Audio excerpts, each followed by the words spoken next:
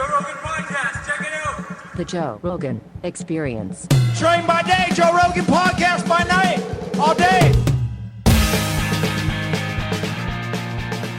Are you a water drinker? I'll stick with the water for now. Okay. Never figured out how to do the coffee thing.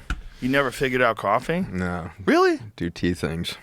Well, Drink tea tea's almost nice. nonstop. Tea's probably better for you, I guess. But, man, it's so hard to know. Well, here, I'll ask you, because you're a health expert. How convenient. Because there's all this conflicting information about coffee. Like some people say coffee is really good for you. It's like an amazing antioxidant. And there's all these positive health benefits. And other people say, no, it dehydrates you. It's bad for you. It's too much caffeine. It's bad for you. What do you think? I mean, I think this is one of the next advancements of humankind. We're going to stop demonizing anything nature's provided, and we're going to start looking at our relationship to it instead. And I think it's fundamentally your relationship to coffee that's going to determine whether it's a health benefit or detrimental to who you are. There's been so many fad diets, so many fad moments, and the science has never supported any of it. The science is always looking at the human system as if it's an isolated system, then studies the impact of a chemical, caffeine or otherwise, on it. You're not an isolated system. And so if coffee is part of a complex ecosystem of your microbiome, the soil systems of your body, then it's going to supercharge you into health. But if coffee sits there as a drug that is bypassing the felt sense of being human, then you're probably undermining your potential to be alive fully, and it's becoming a distraction to life. Or you're doing your best to be a good office worker. Which is why it's the one drug they provide at work. Exactly. If you're committed Right? to machine-like behavior, it's your best asset. It is kind of interesting that caffeine is the one drug that is provided at most offices. I would say that that's indirectly true. I think that the one drug that's most provided at offices is actually performance-based, machine-like reward systems. Okay, so human ingrained drugs. Yeah, the brain contains every neural chemical you'd want to control behavior. And so we've created office environments that reward machine-like behavior for 150 years. And so this is how we've ended up looking like we do as a humankind. Yeah, very bizarre pattern that we found ourselves in that was created to make better office workers. So we've molded human behavior around office work. We've molded human behavior around the one thing that people really, for the most part, don't want to be doing, which is terrible. I was blessed to sit by thousands of deathbeds. As my third subspecialty in medicine was hospice. Sat by thousands of deathbeds, and not a single person ever told me a day of their life in an office. And they just don't even remember it. It consumed 40 hours a week of their life, and it just is it can't compute. It doesn't integrate into your soul experience at the end of things. Yeah, even if you're making a ton of money, like at the end of the day, you're still locked up for 8 hours a day doing something you probably don't want to do. You know? We're getting into a big piece right here. Like, this is really the secret of everything is, when did humans become abstract? When did we stop being living systems? So do you think that that's just our ego, our delusions that allow us to think that we're not a system, that we're just, this is me, I'm Mike, I know what I'm doing. I'm just going to drink my coffee and go to work because that's what you do. You have a job, you get it done. And then there's like these narratives that get reinforced in the media. Like the guy who shows up for work every day doing a job that sucks, that guy's a hero, right? We love those guys. That's it. And you're rewarded the for guy it. that writes poetry and sits in his backyard, fucking hippie. You know, that ne'er-do-well. He's not, unless he sells a bunch of books. And then we're like, the guy was a genius. You know, then he's Hunter S. Thompson.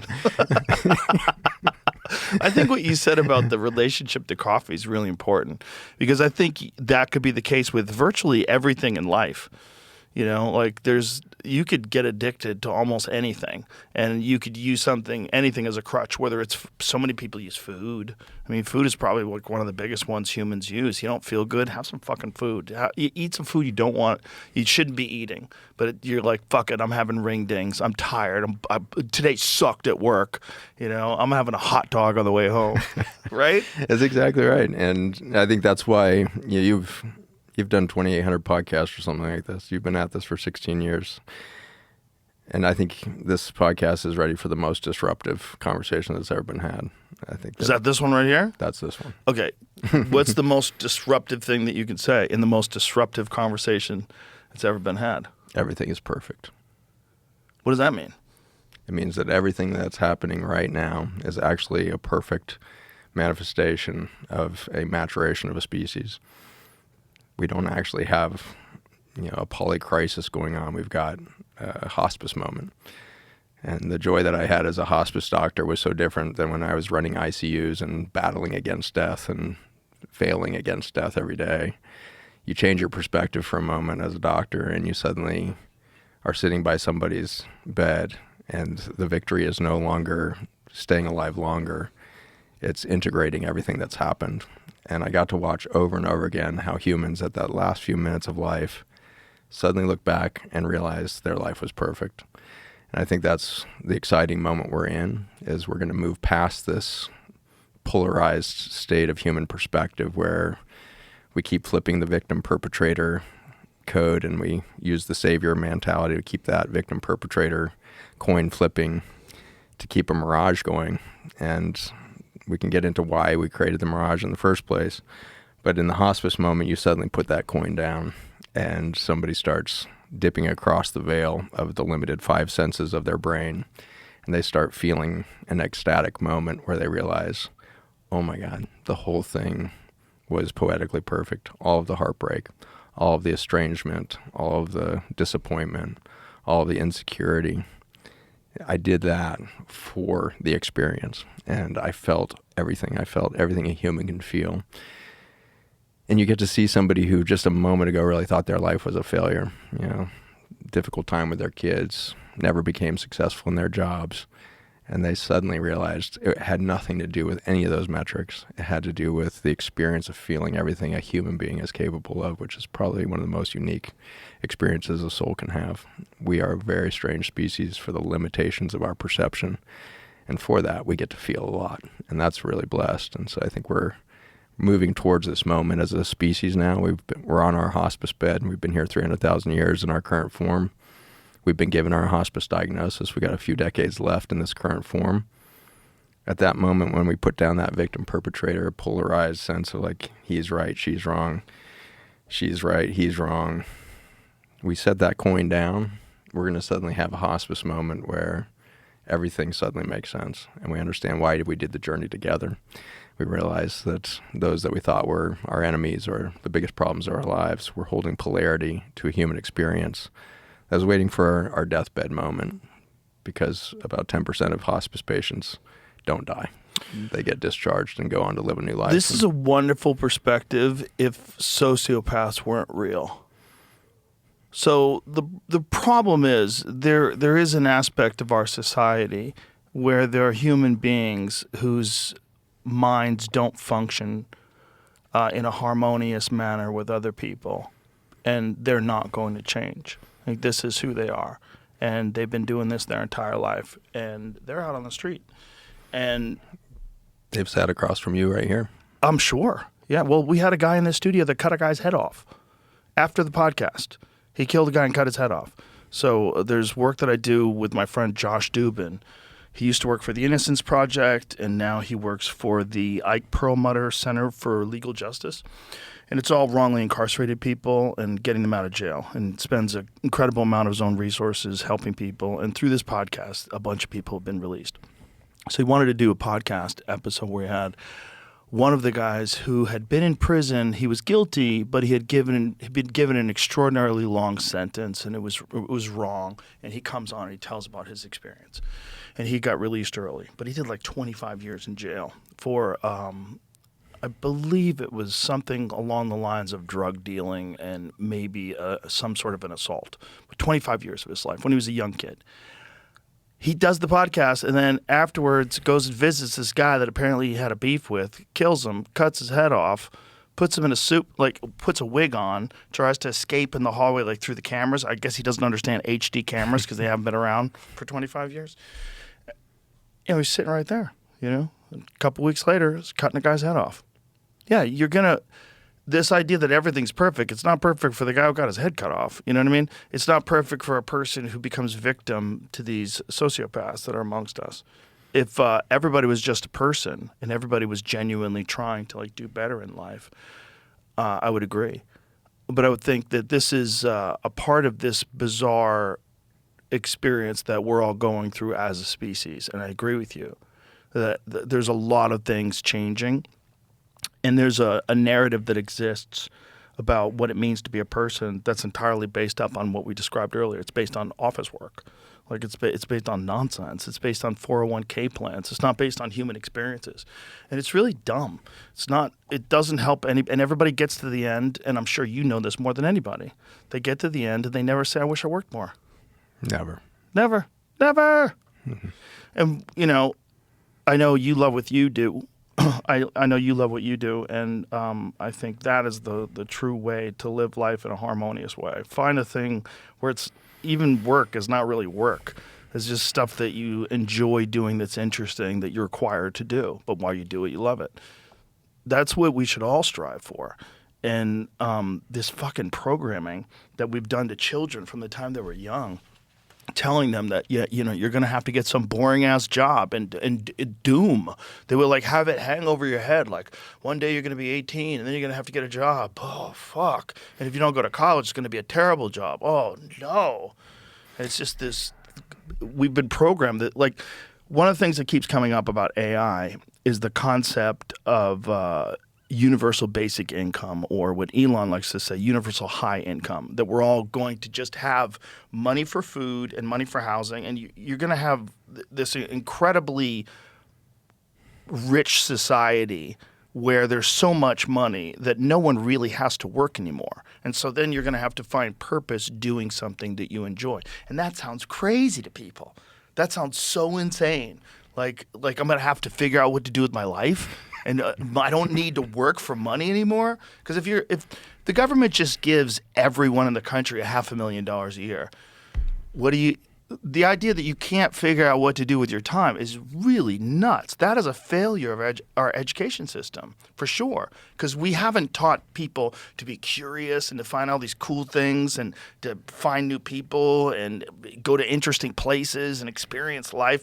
No, we've only told them about a bunch of numbers that you don't even feel. You don't even feel the numbers. The numbers go up, they go down. You don't even notice it. But you feel everything as a person, everywhere you go, all the new people you meet, all the new experiences you have, you feel all of them. And for whatever weird reason, we've been tricked into thinking that numbers are more valuable than the feelings. Numbers that you don't even feel. You've just nailed the most important message for humanity. You just nailed the most important message. Feeling is the only relevant thing to a human body. And we got stuck. The only thing. We got stuck with numbers. Well, as soon as they figured out how to make money and put it in banks, and then now in the cloud, as soon as they gave us a number to fixate on, we're like, oh, the number. It's so weird. It's such a weird thing that people haven't figured out that that's a bad way to live. And maybe that will be part of the process with this whole technological innovation, this crazy moment in history that we're at right now with AI, where we really, for the first time, have no idea what the world's going to look like in 10 years. We just don't know. But maybe like this would be like a perfect, the two things happen at the same time, where enough people are saying this is not what life is supposed to be about. And then this comes along and reworks all of our infrastructure, and now we no longer need people to run things anymore. Okay, we can go back to being people? That's the rose-colored glasses version of it, right? I don't even know if it's rose-colored. I think it's inevitable. I think bodies always win. There's no way a machine ever wins this game. There's no way that a machine that requires external energy systems and cannot repair itself wins. And so the whole Elon Musk future of the planet that we've been told is a massive distraction from the reality that's going to be lived instead of invented. There's only one pathway forward for humanity now, and it is biological, not technological. We're going to start to reverse our polarity on our belief of what technology is, and we're going to realize that everything at its highest expression is biological, not chemical, not physical, it's biological. If it's not a living system, it loses ultimately. The universe has been innovating life for billions of years because it's the most eloquent, most elegant thing that's ever been expressed by all of the systems, all of the stacking geometry and beauty of this universe. It's life. That's the secret of everything. And so anytime anybody comes along and says, here's a machine that's going to replace human XYZ, you can smile, thank them, and keep moving for a biological solution. Anytime somebody says, here's an IV drip, here's a new red light that you can hang on your wall, make you healthier, you can say, thank you very much for your thought process. I'm moving back to biological systems.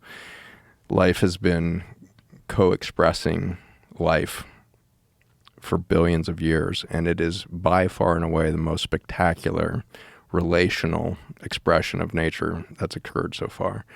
And so when we think of a transhuman technologic future with chips in the brain and artificial limbs and all of this stuff that's unfolding right now through the Musk world, all of that is literally an abstraction.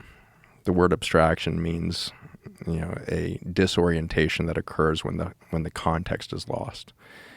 If we continue down this pathway that you nailed, we've been for 150 years training children to sit in chairs, answer multiple choice tests, be programmed with education rather than have experiential learning.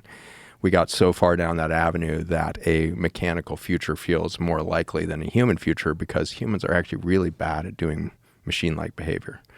We're not consistent. We're not, we don't thrive in that space. Our health declines. Our productivity declines. Anytime you put somebody in a cubicle, they're on a downward spiral. And so all these companies that were told you need to put a bunch of people in cubicles and therefore make more in 10 years than you do now, put themselves out of business by turning humans into machines, and we're just bad at it.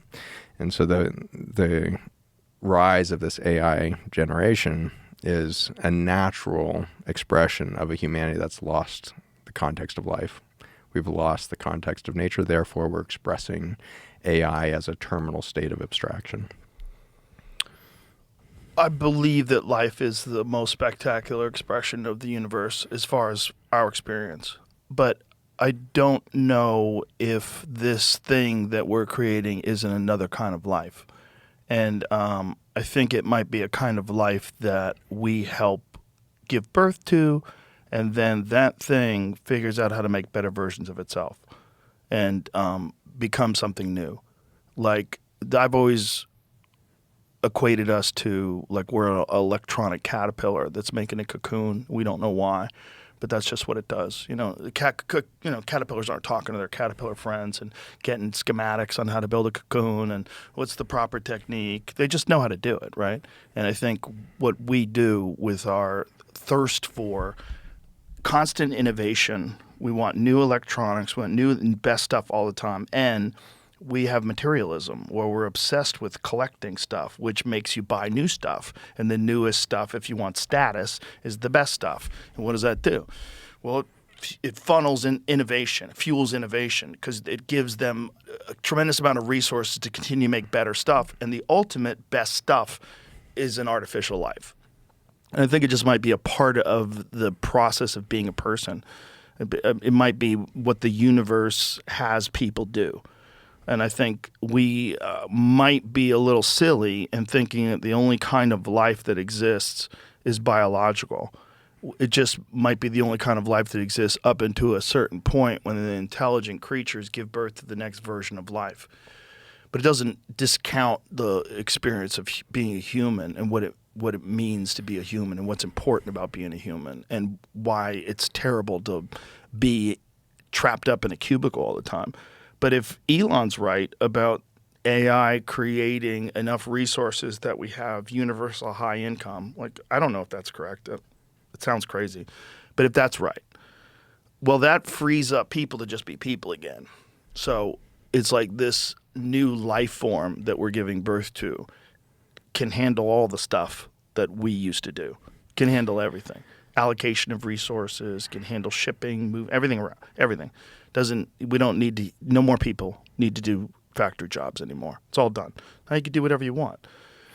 This episode is brought to you by Ketone IQ. If you have been a longtime listener of this podcast, you know I've been studying ketones for years. Decades ago, DARPA, the same people who invented the internet, asked one question: what is the best brain fuel for a soldier on the battlefield? They landed on ketones, your brain's natural superfuel. The military poured tens of millions figuring out supplemental ketones. A single serving of this stuff used to cost $5,000. I'm not joking. But the team of Ketone IQ, who are a part of this military program, were the first to bring it to market and cut the cost to just $4 a dose. And I'm telling you, this stuff is great. I drink one of these and my brain works on a whole nother level. Go to ketone.com/Rogan for 30% off your subscription order, or find Ketone IQ at Target stores nationwide in the protein and electrolyte aisle and get your first shot free. They're so confident they offer a 60-day money-back guarantee. So go ahead and take your shot. I think the limitation of that argument is the definition of factory job there. If what was really making people creative and productive, as that story suggests, was just $500,000 a year from the government to each individual, then we would see a really incredibly genius, productive, creative portion of humanity that are multi-generational wealth. Have you had somebody sit here who was born into great wealth who showed that they had way more productivity and way more creativity than people that were born in poverty? No, generally it's people that were born in poverty that have more motivation. Boom. Yeah. So Generally. This promise that we're going to create an AI revolution that's going to give what was his word? What was the term that Elon used? It was universal high income. Universal high income. Yeah. That sounds like a death sentence to human creativity to me. Well, it certainly could if people are not taught at a young age how to be motivated by their interests rather than be motivated by money. So you're making the argument for being motivated by money, which is what a lot of people are currently, right? But that doesn't necessarily mean that that's the only way a human can exist. You know, there's a bunch of different tribes all over the world that have a bunch of different customs. They all agree to their customs, and those customs are totally different than these customs. We've gotten into the custom of thinking that you work for money, and that's what our ideas are based on. And so the idea that money could come along, and if you just gave people this money, it would be the death of human creativity. Well, that sounds counterintuitive to what you were saying earlier, because like people should be, it's the factory mentality that's taught in schools that's the problem. It's the way they structure it. Because if you instead say to a child when they're learning things at a young age, you don't have to worry about money. Money's not what's important. What's important is your expression as a human being. Let's figure out what you're interested in. Maybe you're really interested in playing the piano, but you're really interested in painting, and you're really interested in sports, and you're really interested. Find out what you're actually interested in. We're going to teach you how to be better at it and how to be a better person, and we're going to give you a bunch of really interesting facts about life and teach you how to think. And that's what school should be, instead of setting people up for factory jobs. So the universal high income concept, if that's used in conjunction with intelligent education that's based on this new paradigm that we find ourselves in, that seems like it would be a really good thing. It'll be a disaster for as long as money is disconnected from life. And so giving somebody a monetary system that does not participate in the formation, creation, and co-creation of life will just further distance us from nature. And so this is where we can start to think about, like, what is money actually? Right. And we can go down that avenue. So you think, like, but what about people that live in, like, hunter-gatherer societies? Do you think that they find purpose in hunting and gathering, right? They're functioning as the birthright of humanity right there. So I've spent a lot of time with tribes all over the world, from Africa to South America, deep Amazon jungle, everything else. And anytime you're with a culture that is still indigenous, meaning all of us are obviously indigenous to the planet. We're all made of her. These are her minerals. This is Mother Earth incarnate in my body. So I'm as indigenous as anybody else, but my culture is horribly degraded in its relationship to nature.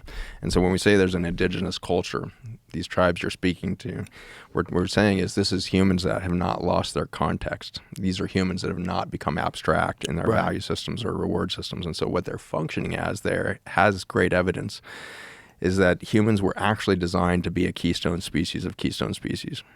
A keystone species is characterized by its capacity to participate in life. Wherever a keystone species sets its foot, there's more biodiversity, more life force, more ecstatic expression of beauty, more intelligence in the natural system. Amazon jungle is the best example of it right now. That is a man-made forest.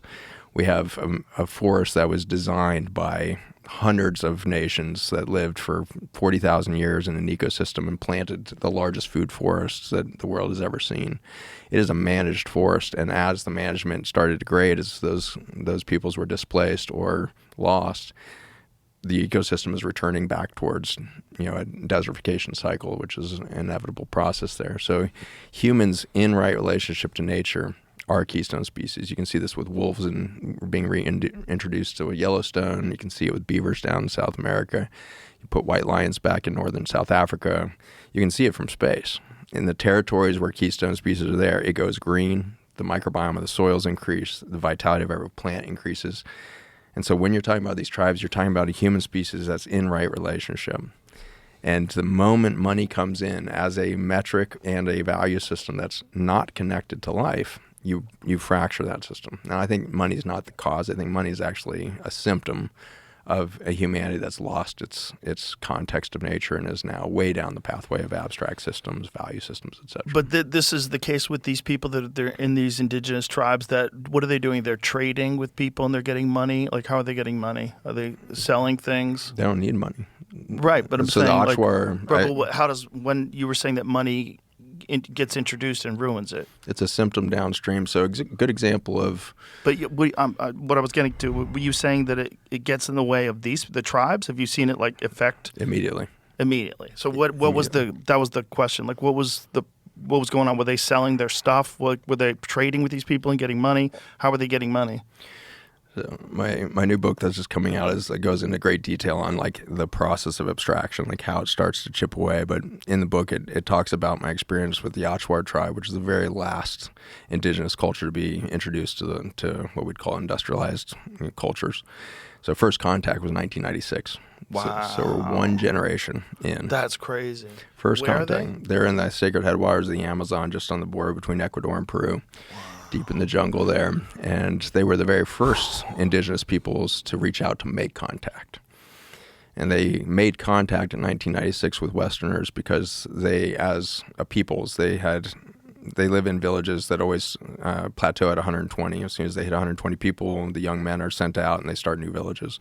So they never live in groups more than 120. That has persisted as a very effective way of resilience and human experience for 40,000 years there. And so they started reaching out through dreams and dreamed a group of Westerners into their reality, guided them down the Amazon and everything else through their dream work, and made first contact in 1996 because for a few years they had started to dream the end of the world and realized the world was going to be destroyed by their little brothers who had lost relationship to nature. And so they realized they had to be part of the reconnection process. And if there was going to be a prevention of the great extinction, they were going to have to help their little brothers redream their relationship to nature. And so they started inserting themselves into the dreams of groups around the world. And the first ones to come in were traveling with Bill and Lynn Twist. And Lynn Twist was the one who was dreaming their faces and hearing their voices. She was one of the directors of the Hunger Project globally and was working worldwide to try to stop hunger. And these indigenous faces kept appearing in her dreams. Wow. And a friend of hers reached out and said, I think you need to come to the Amazon with me. And she's like, is there people hungry there? And I'm like, no, there's no hunger here. You've been eating out of the forest for 40,000 years. She's like, well, I don't belong there. I'm dealing with Ghana and Africa and India, all the places where people are starving. A few more invitations come, and she finally finds herself on a riverboat deep into the Amazon. They have to take a break for a bathroom break. They step out on the banks, and the three faces she's been dreaming come walking out of the woods and say, "We've been waiting for you. It's time for contact." Wow. So that was 1996. So we're 30 years out. And the way in which money inserted itself first as an abstract concept was boxed apple juices in the missionary schools that were set up there. Oh. And boxed apple juice suddenly disrupted the entire 40,000 year history of provision and abundance that forest has supplied those peoples. And this high fructose corn syrup in a box with natural flavorings, i.e. potent chemicals to disrupt neurochemistry, was all those children and ultimately their parents needed to taste to suddenly break their relationship to nature. Today they consider themselves impoverished. They are working to try to get gas for their outdoor motors that they never used. They are trying to get more artificial food in and everything else. And so they've got smartphones in the jungle now. They're sending their kids out of the jungles to go to schools, British education systems in the nearby cities. And so it just took 30 years to abstract a culture. And this was a culture that had never known poverty, had never known shortage. So much so that one of the most beautiful things that I experienced with them is their houses. They build these epic houses in the jungle. They're huge, 30-foot vaulted ceilings. Really? Gorgeous, like outdoor, indoor living, like the best of California. And they've been building these things for 40,000 years, and they burn them down every 10 years and build a new one. They have this understanding of the life-death cycle of the energy of a house, and they don't want the household to be stuck in the same energy it's had the last 10 years, so they see it as this rebirth. You mentioned earlier the cocoon. They go through these rebirth processes for the whole household, the whole home, and they move. And they've been doing it that way for thousands of years? Tens of thousands of years. Wow. And so the beautiful thing about these houses is there's obviously not a refrigerator. There's not a storage bin for food. Wow. They wake up in the morning for 40,000 years, walk outside, and collect what the jungle has for them today. But it wasn't a passive process. It was an active keystone species process. Every family has 3 different gardens that it maintains at different micro-ecosystems within the forest, so that each year, depending on dry season, wet season, whatever's happening that year, one of their gardens is thriving. And so they have, as a peoples, created micro-ecosystems within the Amazon rainforest for tens of thousands of years, to the point that it now holds the most biodiversity per meter of any other ecosystem in the world, really. Wow. And so we are this magnificent creature. But if you break our relationship for a moment to our natural system, then the immediate thing that shows up, before money shows up, poverty shows up. And my book goes into some detail as to, like, what are the different geometries of wealth and poverty. They actually hold their own security as their own kind of sovereign geometries within human behavior and human minds. And what you see with poverty is it's this instant reinforcement of a deep, deep human wound that must be our one shared original wound, which is we were abandoned by nature. And the moment you believe any aspect of that, or have anything suggest that nature it was holding back from us, nature wasn't giving us you taste that boxed apple juice, that high fructose corn syrup, and the brain is immediately like, I knew there was something better than nature. I knew there was something better, because the neurochemistry lights up. And that boxed apple juice is just like cocaine on the frontal lobe. And it's a bizarre thing, that high fructose corn syrup. It's a bizarre thing, and it's just so perfectly exemplary of everything else we're doing as humans, because high fructose corn syrup is the exact same molecule as fructose, which is the main sugar in not just apples, most of the fruit that the Achuar have been eating for all these tens of thousands of years. But it's flipped. It is the mirror image of the actual molecule of fructose, and that does not occur in nature. And so they chemically flipped the molecule with chemical processing. And the moment you flip that molecule over, the liver cannot understand it as a carbohydrate. It now has to process it as an inflammatory triglyceride. And so instead of turning it into a sugar, it turns it into this aberration of a fat. And in the bloodstream, that now causes cardiovascular disease, downstream inflammation of the brain, major depression, anxiety disorders, all kinds of things start emerging because you just flipped reality in a mirror. How did they flip it? What did they do? It's chemical treatment, and so the chemical process is called a racemic, and so a racemic is the chemical name for the mirror image of a molecule. And so you can basically create chemical reactions that will create the mirror image of the molecule. And so the high fructose corn syrup is a processed food where you're taking normal fructose and flipping the molecule through a racemic chemical process. And why did they first start doing that? Because you can patent a molecule that doesn't exist in nature. And so they created a quote-unquote artificial sweetener, which is actually, a profound way in which you can start to understand how we did everything in the pharmaceutical industry. We find plant compounds and we flip them around so that they're non-natural, not native to the body, and now we can patent them and we can commercialize them. And I'm not damning somebody else. This is me. I was at the height of my career, 17 years in academia. I was creating chemotherapy, and so I was getting paid as a medical doctor to sit in labs every day with cancer cells and try to poison them. And what I found in the end was a family of molecules that didn't require any poisoning of the cell. They actually nourished the cell. And that's where my career pivoted hard, was the sudden realization of why are we trying to poison these cancer cells?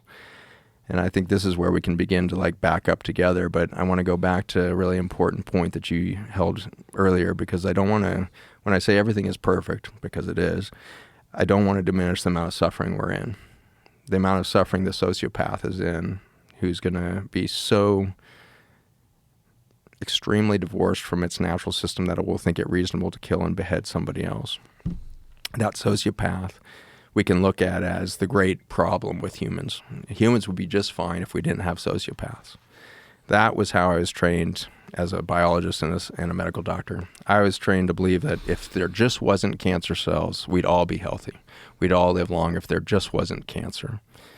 And what I discovered over time, which is anybody who spends 17 years looking through microscopes down in the beauty and miraculous nature of biology, is going to find this. But in the end, you find out that a cancer cell is actually no invader at all. It's actually the loneliest cell in a human body. And so a human cell that loses connection and communication with its surrounding environment immediately takes on the traits of a cancer cell. The longer it's isolated, the more malignant it becomes. The word malignant means life-threatening. And I would offer you that the sociopath is exactly the same story. It's just one human cell that became so isolated that it became malignant in its behavior to life around it.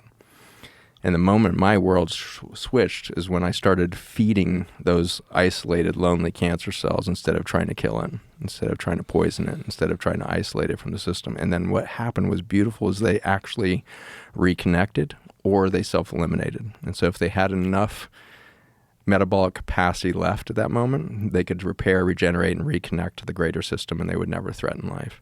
If they were too damaged and could not create enough energy for life at that moment, they would go through this gentle process called apoptosis, which is a dissolving of the cell, and a stem cell would be called in, put down a brand new healthy cell in its place.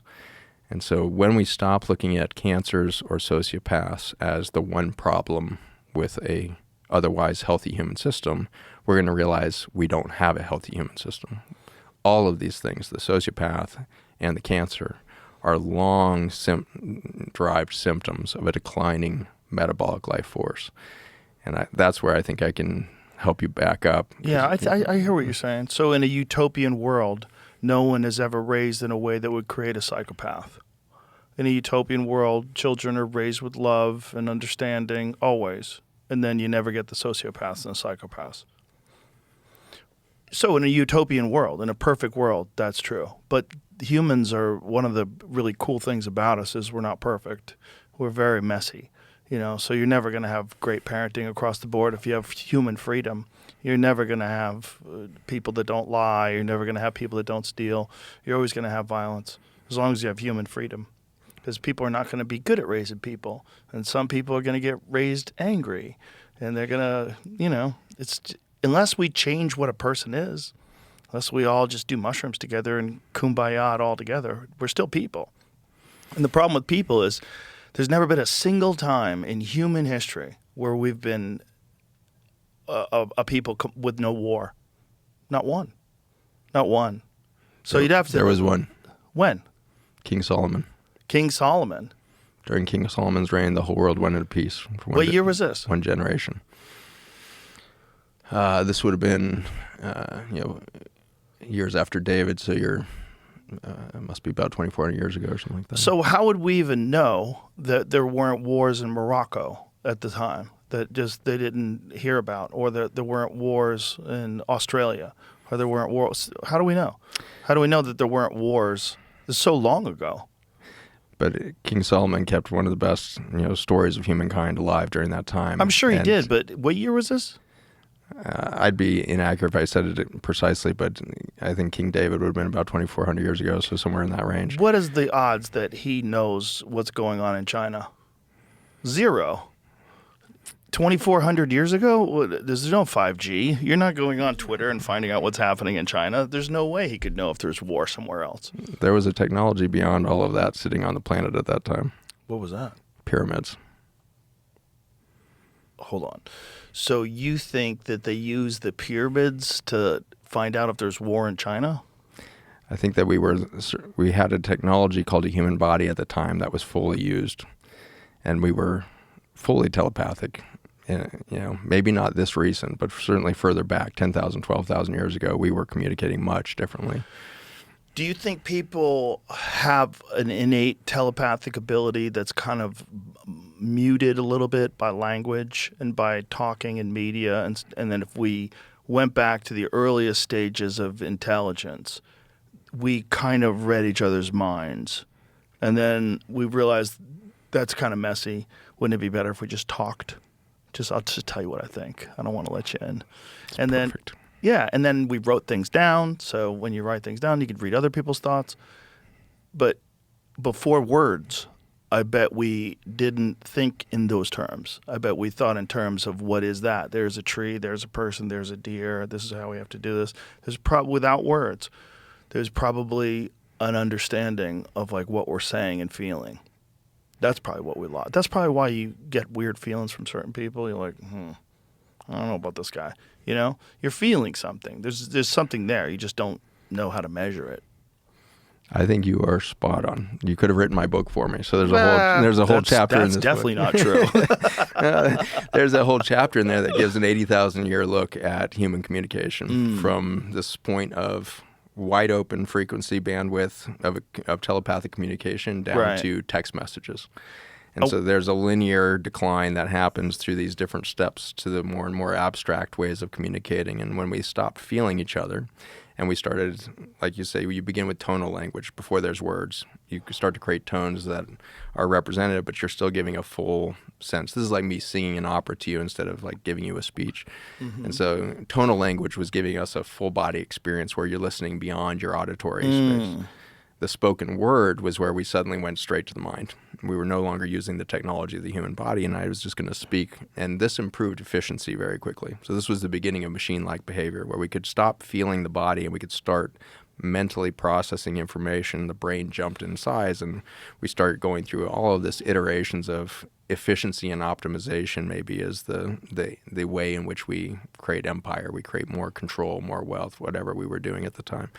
But there was these advantages that looked good as we went from tonal to spoken word, from spoken word to written word, from written word to digital representations of words, down to emojis.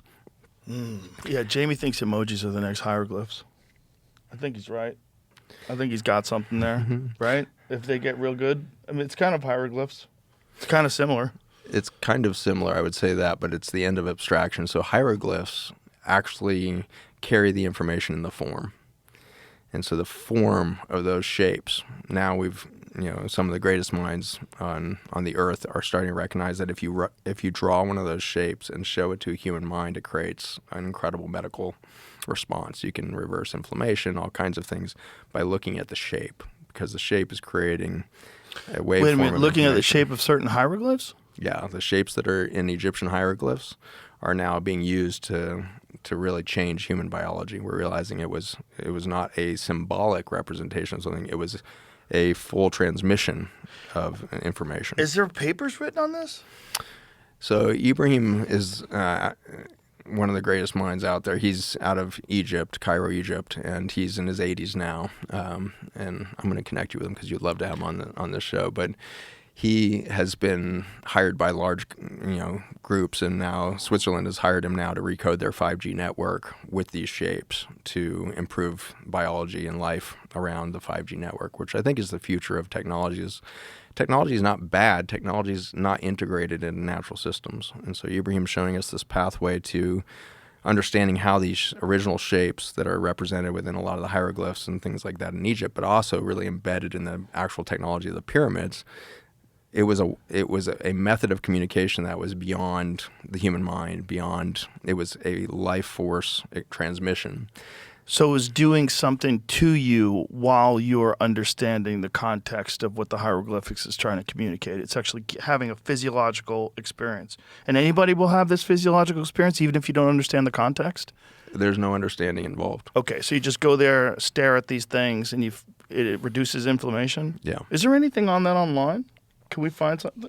Jamie, how dare you laugh at that? We're going deep, son. I did, and Put on the waders. I tried everything, and it said there's no link, but I'm looking harder. I guess. Do you know of a good resource where we could find a link to something like this? Is his Because I'd like name- to know how they measured the inflammation. I'm not opposed to believing that it's possible. Just look up Here it is. Ibrahim. Ibrahim Karim. Yep. This is All it? right, well, that's Okay, it This is says the biogeometry. this is his quote. It says, when two energy fields are in resonance and exchange information, something happens after the resonance is over. The two systems do not go back to their original state. A sort of vibrational impregnation occurs, which means that part of the new information leaves an imprint on the energy system. Systems then are in constant evolution through resonance or interaction. Well, that certainly seems to be what people are. Perfect. It's a perfect that whole system is that description is a perfect description of human beings, I completely agree. which is why it's so important to be around positive people and happy people. It's like really good for you.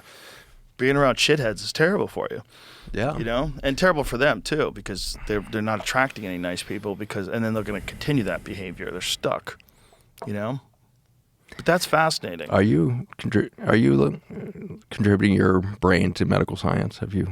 Am I contributing it? In what I think manner? it'd be very interesting to study you. I would be. So there's a word that really captures the living force out of that quote from Ibrahim, and it's a word called biosis. And so the word biosis means and refers to the interconnected relationships that make life possible. Your mind is one of the funnest things to watch, and that's why everybody watches. Because you come in with a curiosity, which I think is the real key to being human. Because you looked at that and you immediately said that's what being human is. Two energy fields that can impregnate each other. Yeah. This podcast has been a 16-year impregnation inspired by your curiosity. Well, it's impregnated me as well. It's not like I'm That's the one my who. point. Yeah. That's my point is you have made yourself available to over and over again be impregnated. You are making your whole body system available to new information. And a lot of the people that are in here aren't like measured as the smartest people on the planet, and they're not measured as the nicest people on the planet. You keep attracting to yourself the ones that are going to challenge your biology to stretch more, to grow more. You want to grow so much that you created this whole system for yourself. I'm intrigued by that soul. I'm intrigued by somebody that would magnetize 100 million people to themselves, not so that you can impress other people, but so you can receive that much information that Ibrahim is talking about. Well, it's not intentional. It was never on purpose. Like the podcast was just for fun. Like when we first started, I don't think we made money on it for years. It was just fun. It was just fun to do. And in the beginning, it was just talking with my friends. And then Why would that be separate from purpose? Well, I mean, it was purposeful in that it was recreational, and it was a community thing with our friends. We would enjoy it because we always enjoyed doing like morning radio together. And we said it'd be fun. The technology exists now. We can kind of do this on the internet. And then we had Graham Hancock on. So my friend Duncan and I sat down with Graham Hancock, which was how many years ago was that? Was that 15 years ago? Yeah, it would have been 2011, I think. Probably like 15 years ago. So he was the first, I believe he was the first, it was either him or Anthony Bourdain were the first real guest. I think it was Graham. And all of a sudden now, because of this show, I can have people on and ask questions. And I had already read Fingerprints of the Gods, and I was a huge Graham Hancock fan, and all my friends that like had studied actual history in college were always very offended by my ideas that I would repeat from like, that guy's a charlatan. Shut the fuck up. And I'd be like, I think he's right. I think he's got some points. So he was our first real guest. And then from then I realized that I could get guests because the numbers started getting more and more people were watching it. So I was like, oh, so now I can just ask all these, like I got Neil deGrasse Tyson on. I got all these different people on. I was like, oh, this guy seems interesting. Like, what does he do? Like, I had knife makers on and I've had beekeepers on. It's just to me, it's a crazy opportunity to talk to fascinating people. And I would love to do that even if it wasn't a job. If I knew that 3 or 4 times a week, even if it wasn't a job, no one ever watched it. And I could just have a conversation with an interesting person for a couple hours, just sitting across the table. So how did you start doing this? And just pick their brain and find out like what's their motivation? Like what gets them excited? Why do they like that kind of music? Like why'd you pick that up? You know, what fascinates you about that? Like do you ever lose ambition? Do you ever like what goes on in your head? And I think somewhere along the line, I've realized that I'm kind of like an antenna for all these other people. And that as long as it's pure in my mind, right, as long as I'm only talking to people that I'm actually interested in talking to. So there's no one who decides who is on the show but me. There's no executives that have discussions. There's no board meetings. There's nothing. There's nothing. It's my phone. And I just go, that guy seems cool. Like, or what is she talking about? That's nuts. Like, is that real? Oh my God. How did she figure that out? Come on in. And that's the whole way I've always done it. And I feel like as long as I just do it that way, then people are getting a chance to experience it with me. Because I'm just being me. Right, and which is I personally get great satisfaction out of watching people do things that they enjoy, even if I have no interest in those things. Like if I see a guy who's like making cabinets and he's like really into the polishing and the sanding, you can tell like this guy's work he's very proud of his work. He makes those seams nice and tight and sands it all down. And I'm watching him polish it and I'm watching him put the stain on. I'm like, wow, that guy made that with his hands. And he steps back and he's polishing it with a microfiber cloth. And I love that. I love when people are into things. I love when people are fixing engines. I love when someone's really into painting. I love people being into things. So I'm an antenna for people that are really into things. I think that's exactly what Ibrahim was just describing in that quote. Yeah. We are antenna, and we are receiving information all the time. And the reason why it's so exciting to be human is because our antenna has got a broader aperture to receive information than any other creature on Earth so far. And than ever before, as far as we know. On this planet, at least. Yeah, but the pyramids, I want to go back to that because I don't know if this is the smartest and the most advanced people have ever been. I don't think it is. I really don't. I think the pyramids are the perfect example of why we should question that narrative. We want to put that place into a nice, cute little box. And, all due respect to traditional archaeologists, but you really can't. It's not physically possible to put that place that supposedly was made 2,500 BC. That's the guess. It's really kind of a guess because there's no doesn't carbon hieroglyphs. date well that way. There's no hieroglyphs at all about the construction of it. They don't show how they made it. They don't know what the fuck it was. And they don't know why it has so much erosion in certain areas. They don't know why it's been built on. There's other structures that are built on top of older structures that are even more complex. Like, makes no sense. It makes no sense. It just makes no sense. When you're moving enormous statues that are 1,000 tons, how? How'd you do that? How did you get that thing? How'd you move it 400 miles? What the fuck are you guys doing? You're doing something we can't do right now. As cocky as we want to be, we don't have machines to do that right now. So why would we believe that they were primitive? Why would we believe that they were commensurate with the rest of what we think the world was 4,500 years ago? Because that's crazy. It makes no sense. That alone, just Egypt alone, it's like, what were those people in Africa doing? Because whatever the fuck they were doing, it's above and beyond anything anyone's doing right now. 2,300,000 stones that perfectly align to true north, south, east, and west? How? Biology. Biology. It had to be a living system that would create something that intelligent. The reason why we can't build them today is we keep trying to invent machines to do our work. Biology is what did it, and Ibrahim, sitting there in Cairo, Egypt right now, will tell you the way that they built these things was through waveform, and the antenna, and not just for receiving, transmission that created the energy to create the pyramids was coming from bodies, not machines. But they certainly had some machines, because there's these core drills that they find that they don't understand how they could have ever had something that moved at those RPMs to make those kind of circles that's drilling into this insanely hard granite. Like, there's some technology involved. Water. Biology and water together. So biology is ultimately carbon and water. It is a massive energetic potential that survives and concentrates between the magic of carbon and water.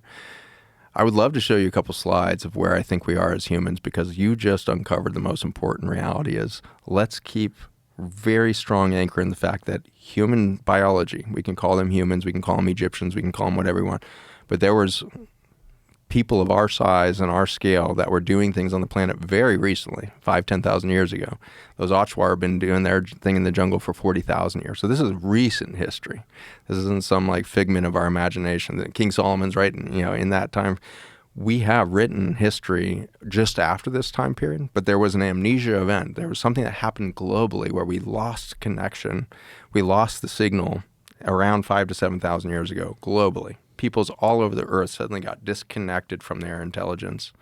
And we see this massive event of loss of life or disappearance of life. So you got the Aztecs and Mayans, Incas.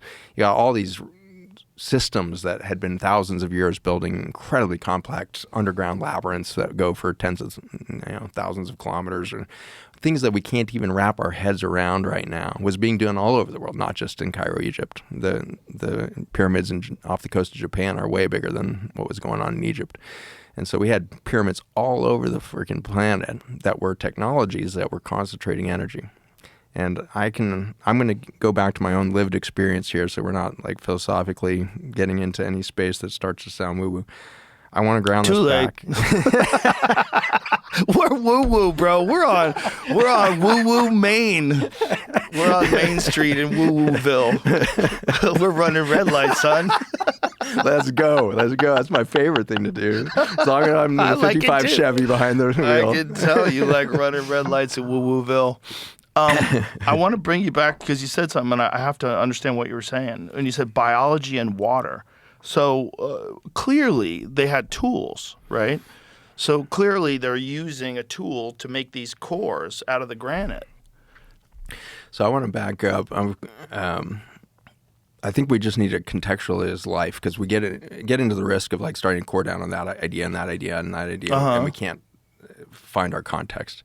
So if we contextualize this conversation, what life is, then we can get to pyramids, then we can get to UFOs and UAPs and everything else that's going on right now that's starting to force us to be like, wait, we don't have the whole story.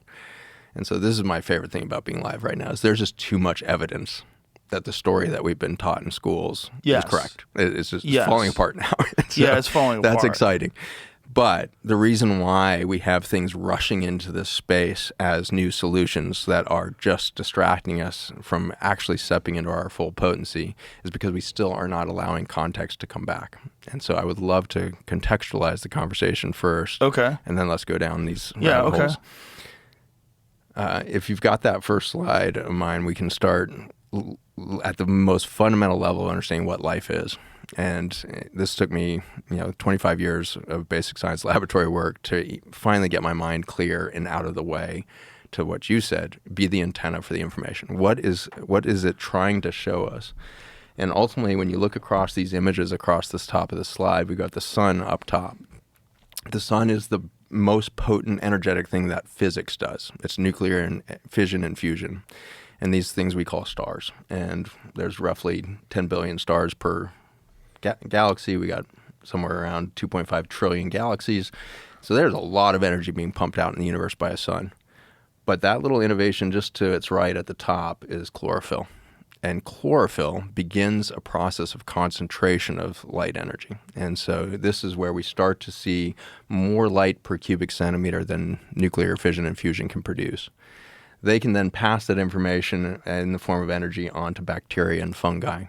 The bacteria and fungi then support more green life. And so we go from moss and slime molds to trees eventually. And so there's this constant feedback loop of concentrations of energy. The more energy per cubic centimeter you have, the more opportunity you have for communication. The word biosis, again, refers to the interconnected relationships that make life possible. If you've been in a long-term relationship before, like longer than a weekend,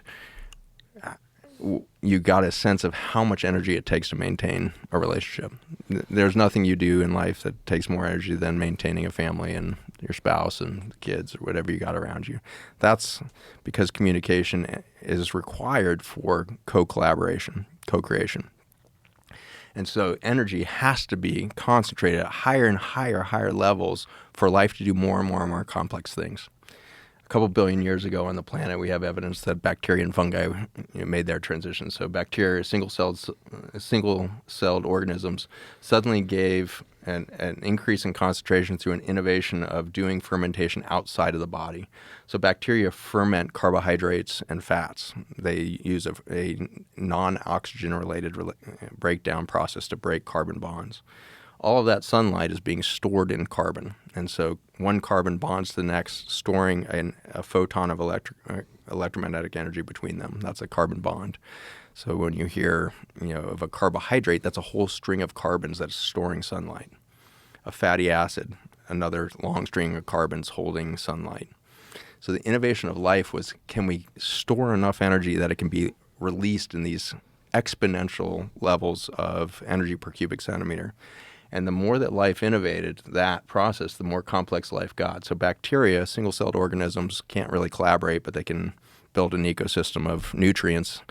Fungi figured out that they could actually get way more fermentation if they exuded the enzymes out of their body to make the whole nature around them the stomach. And so they outsourced the fermentation process to the soil around them, and suddenly there was so much more energy available, so they started to build whole networks of single-celled organisms that were now collaborating. We call these hyphae and pseudohyphae, the mycelial network of the fungal kingdom. They can go for miles, and they're still single-celled organisms, but they're collaborating now because they have so much more energy because they're doing all that fermentation outside the body, so they're not limited to what can be done inside the cell. The next innovation that just blew everything out was the innovation of the mitochondria. So that little mitochondria represented up in that glowing cell right above the baby there. The mitochondria are small bacteria that live inside human cells. The average human cell has 200 mitochondria. A neuron has 2,000 mitochondria in its neural head. 2,000 of those little bacteria living inside of a human cell. And that's actually two microbes put into one. So it's a little tiny methane-producing bacterium that was swallowed by an archaea, a big bacteria.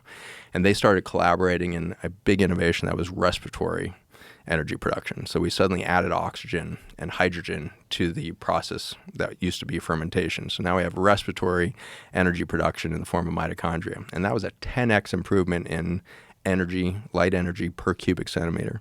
And then we suddenly got multicellular life. And so it was protozoa into parasites, into nematodes, into worms, into everything we have. So life has been stacking in complexity with direct relationship of how much energy per cubic centimeter exists there. The energy is predicting the outcome. It's not some organism comes along and says, "Well, I'm going to take over because I'm smarter and more connected." Every time we've seen an innovation in nature, it's because preceding that moment there was an innovation in increasing the amount of biosis, the amount of interconnected relationships inside a single organism. Eventually you get to a human. A human has more life within it than any other niche of nature on this planet. Amazon jungle, coral reefs, any other mammal. The human colon and the body systems around it contain more biodiversity, more interconnected relationships than any other system on the planet. This is more biosis, more life, more energy per cubic centimeter. And what we get to start to recognize now as our neurobiology of the gut starts to work through our levels of understanding, we're starting to realize there is no such thing as human intelligence. There's a human brain that is an antenna for all of nature to speak to. And so we have the most complicated antenna system of any organism on Earth. And just 10 minutes ago, you sat there saying, I think I'm actually an antenna. So this is the process that takes to great life. And 70 years ago, we started a new era of humanity called the antibiotic era. And it innovated with penicillin in the 1940s. But then it became herbicides and pesticides and took us into a massive journey of destroying biosis. The word antibiotic is truth in advertising. To be anti-biosis, to be antibiotic, is to be against, to disrupt, to destroy the interconnected relationships that make life possible. And so if this is right, which I don't expect you to believe yet, but if this is right, I should be able to map to you the exact way in which we've landed at this moment, which is at the crippled point of human biology globally, chronic disease epidemics, infertility, threatening the very survival of our species. So I'm going to take you through the last 50 years and look at the human race just as a metabolic framework, and we'll see if we can make some sense out of it. Okay, let's do it. I like it. It is very fascinating that we've gotten to where we are right now and that we know as much as we know.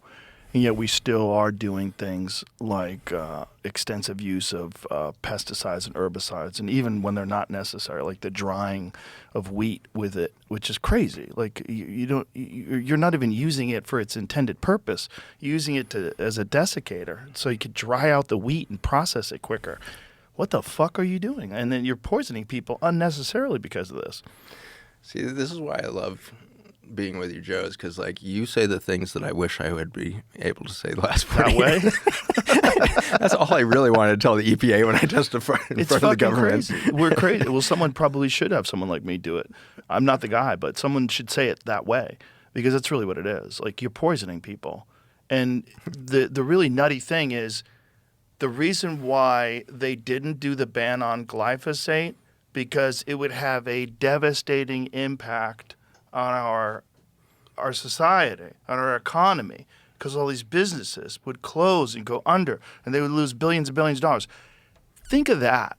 Think of where we are right now, where our food supply relies on poison to function. If we take the poison out, it can't function.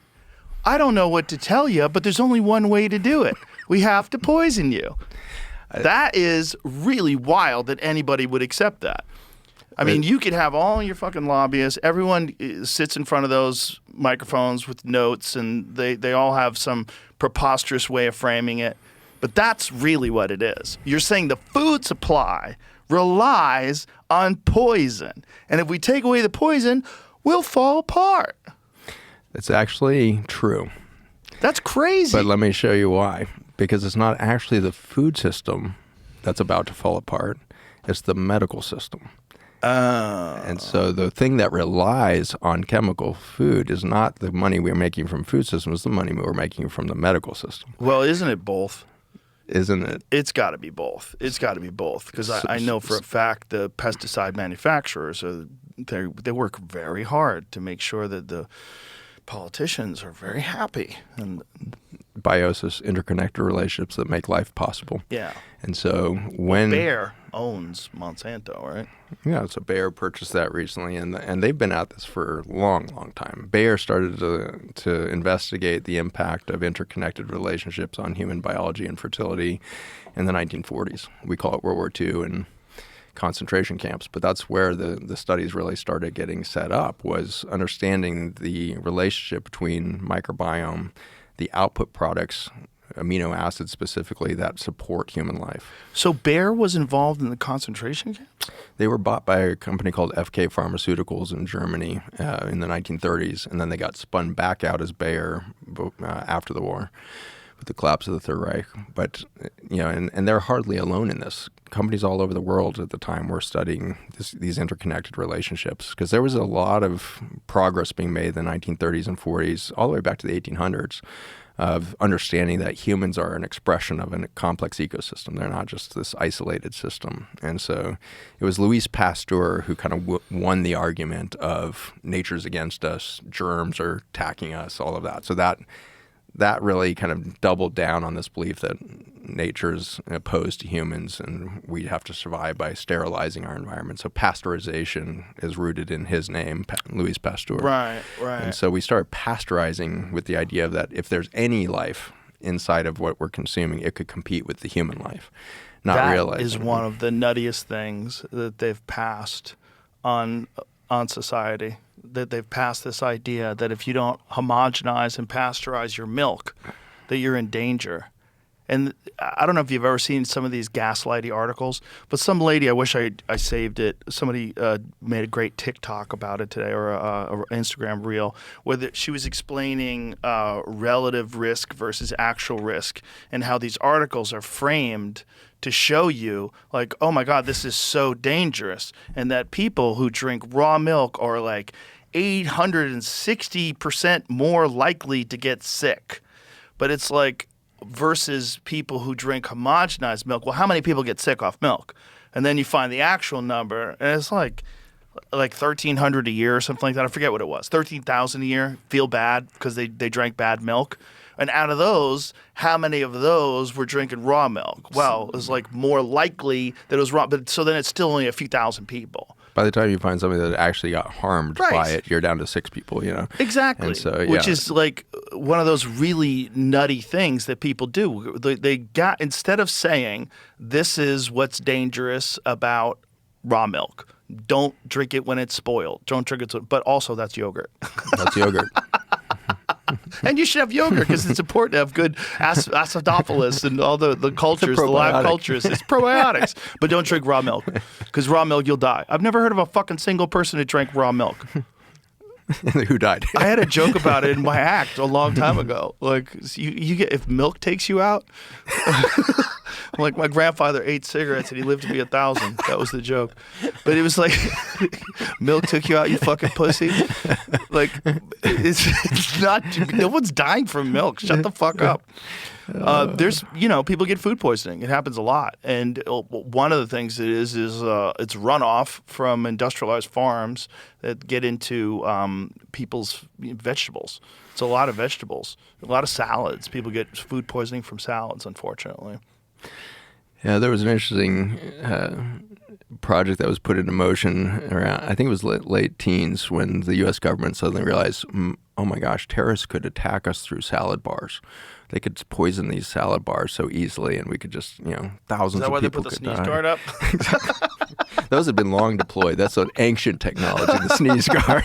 Ancient technology. Those things are so ridiculous. Even the ancient Egyptians used those, I'm pretty sure. But you've got this situation where they went out to see, test, what happened if you put salmonella in these things and everything else. The conclusion of the whole study 2 years later is it'd be impossible to make salad bars any more toxic than they already are. Every pathogen you've ever heard of is already there. Oh, for sure. As soon as you let a bunch of people touch stuff, and most people use their fingers, they're gross. What is salad? What is the thing that people get food sickness off the most? What's the highest percentage in terms of what kind of food?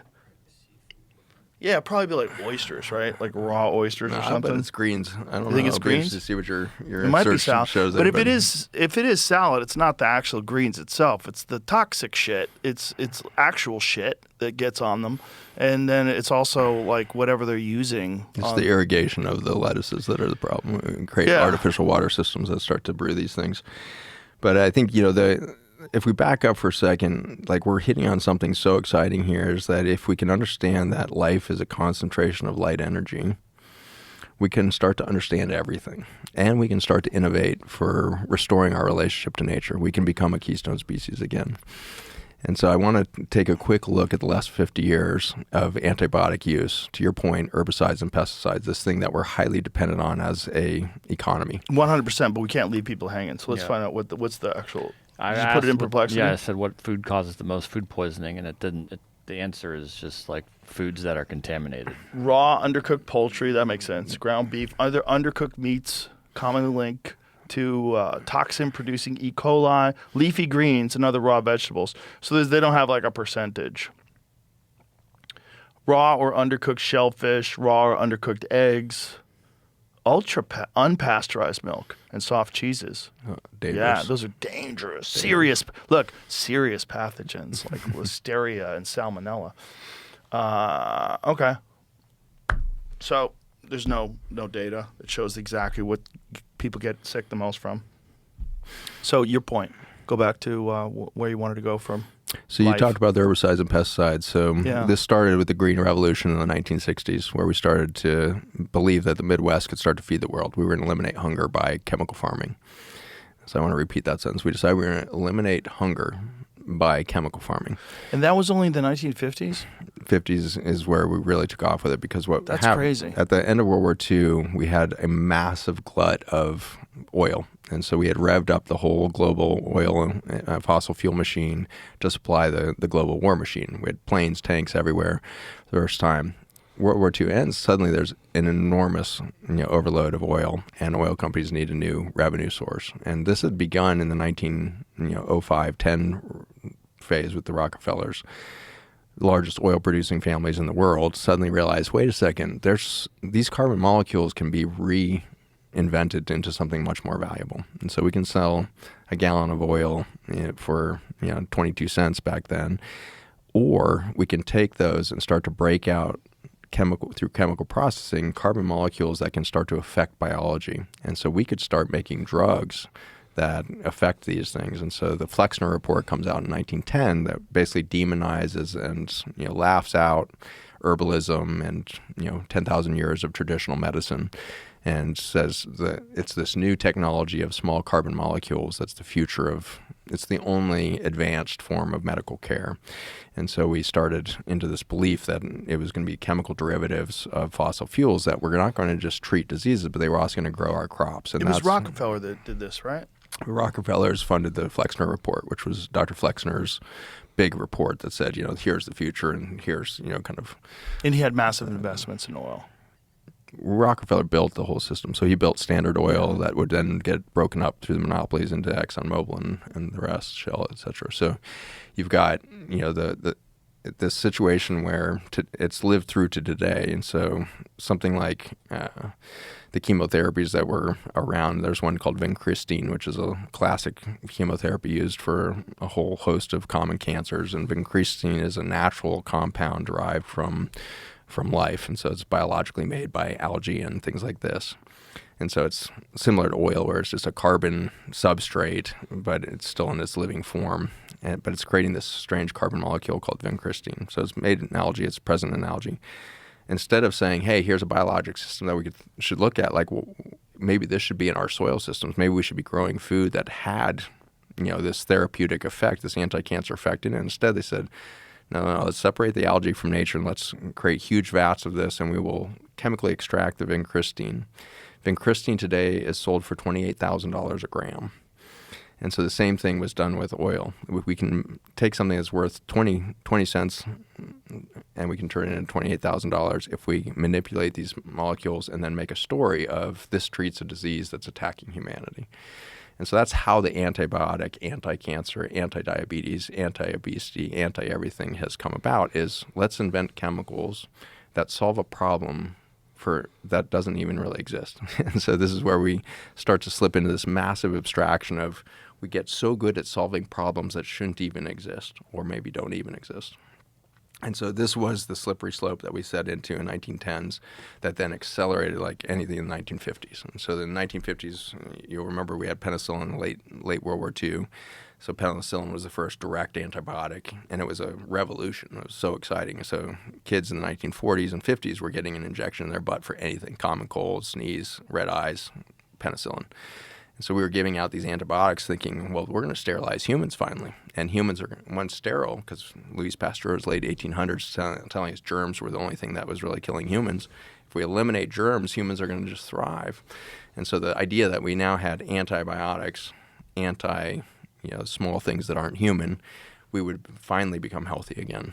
Right, but if people did get infected with syphilis back then, antibiotics like penicillin would cure them. It would eliminate the symptom of syphilis, but syphilis wasn't a disease. Syphilis was a symptom of a degradation of healthy biologic interconnected relationships. And that was being argued back then. In the late 1800s, arguing with Pasteur, over decades of really well-published stuff. You've got So can I sham. stop you there? So you're saying that the people got syphilis because their system was compromised, not because syphilis is particularly dangerous. So did some people not get syphilis that were alive back then, that were in contact with it? I mean, how contagious was it? And is it because their bodies were unhealthy and their immune systems weren't functioning correctly, because they were malnourished, because they didn't get enough nutrients? Like what? Exactly. Yeah, so Because a lot of it was the aristocracy. Like you would think they're the most well-fed. they're the most separated from nature. That too, right? They're the ones that aren't gardening. They're ones that aren't out in the back. They're the ones that are separated from nature and have technology called convenience pushed around them on many, many, many layers. So they're the ones not touching the soil. They're the ones not making the bricks. They're the ones not building the houses They were also drinking a lot and partying. because they weren't feeling anything. So they went after chemicals to feel something. Right. And this is where I think this whole, give everybody $500,000 and they'll be happy. No, it's going to isolate them further. They're going to numb them down, and all it's going to create is drug addiction on the highest levels we've ever seen it. If they function the way people function today. But that was my point, is if we educate children to not be in pursuit of money, but instead think of money as something that provides you with food and shelter and basic needs, and you don't have to worry about any of that stuff anymore. Now what you need to do is worry about being a person, worry about finding something that's fascinating, and get an education just for your own sake of fueling your curiosity. Learn things, grow, pick projects, do things you want to do. Start taking, learning a musical instrument. Do something that you find fascinating, because you don't have to spend your time just working anymore. Isn't that possible? You just said a word that I want to go back to that's so important. You said, here's enough money to provide you food, shelter, and anything else you need. Yeah. Does money really provide food, shelter, or does nature provide it? Well, you use nature to make a house. Like cement doesn't exist in a vacuum. The Achuar tribe have been building their houses for 40,000 years. Right. No money. They've literally not had money. Right, but they live in the jungle, right? If you live in Arizona, you better have a fucking house. You better have air conditioning too. Have you visited the Aboriginal brothers down in Australia? It's every bit as hot and brutal as no houses for 40,000 years. Right. They lived absolutely fine without money. That's not ideal. It's not ideal to be outside when it's 110 degrees and you're just suffering. I'm sure if those people had air conditioning, they'd go, ooh, this is way better. That's exactly what happened. They got air conditioning, and then what You happened? give them air conditioning, they come out of nature. Yeah, but always? I mean, it's the only way. Like, people are so dumb, they can't be educated to the fact that there's a bunch of things that you have to satisfy. It's not intelligence, it's comfort. Comfort. It's subconscious. Right, but can't you teach people that they should just seek comfort? Because I learned that. People can learn that.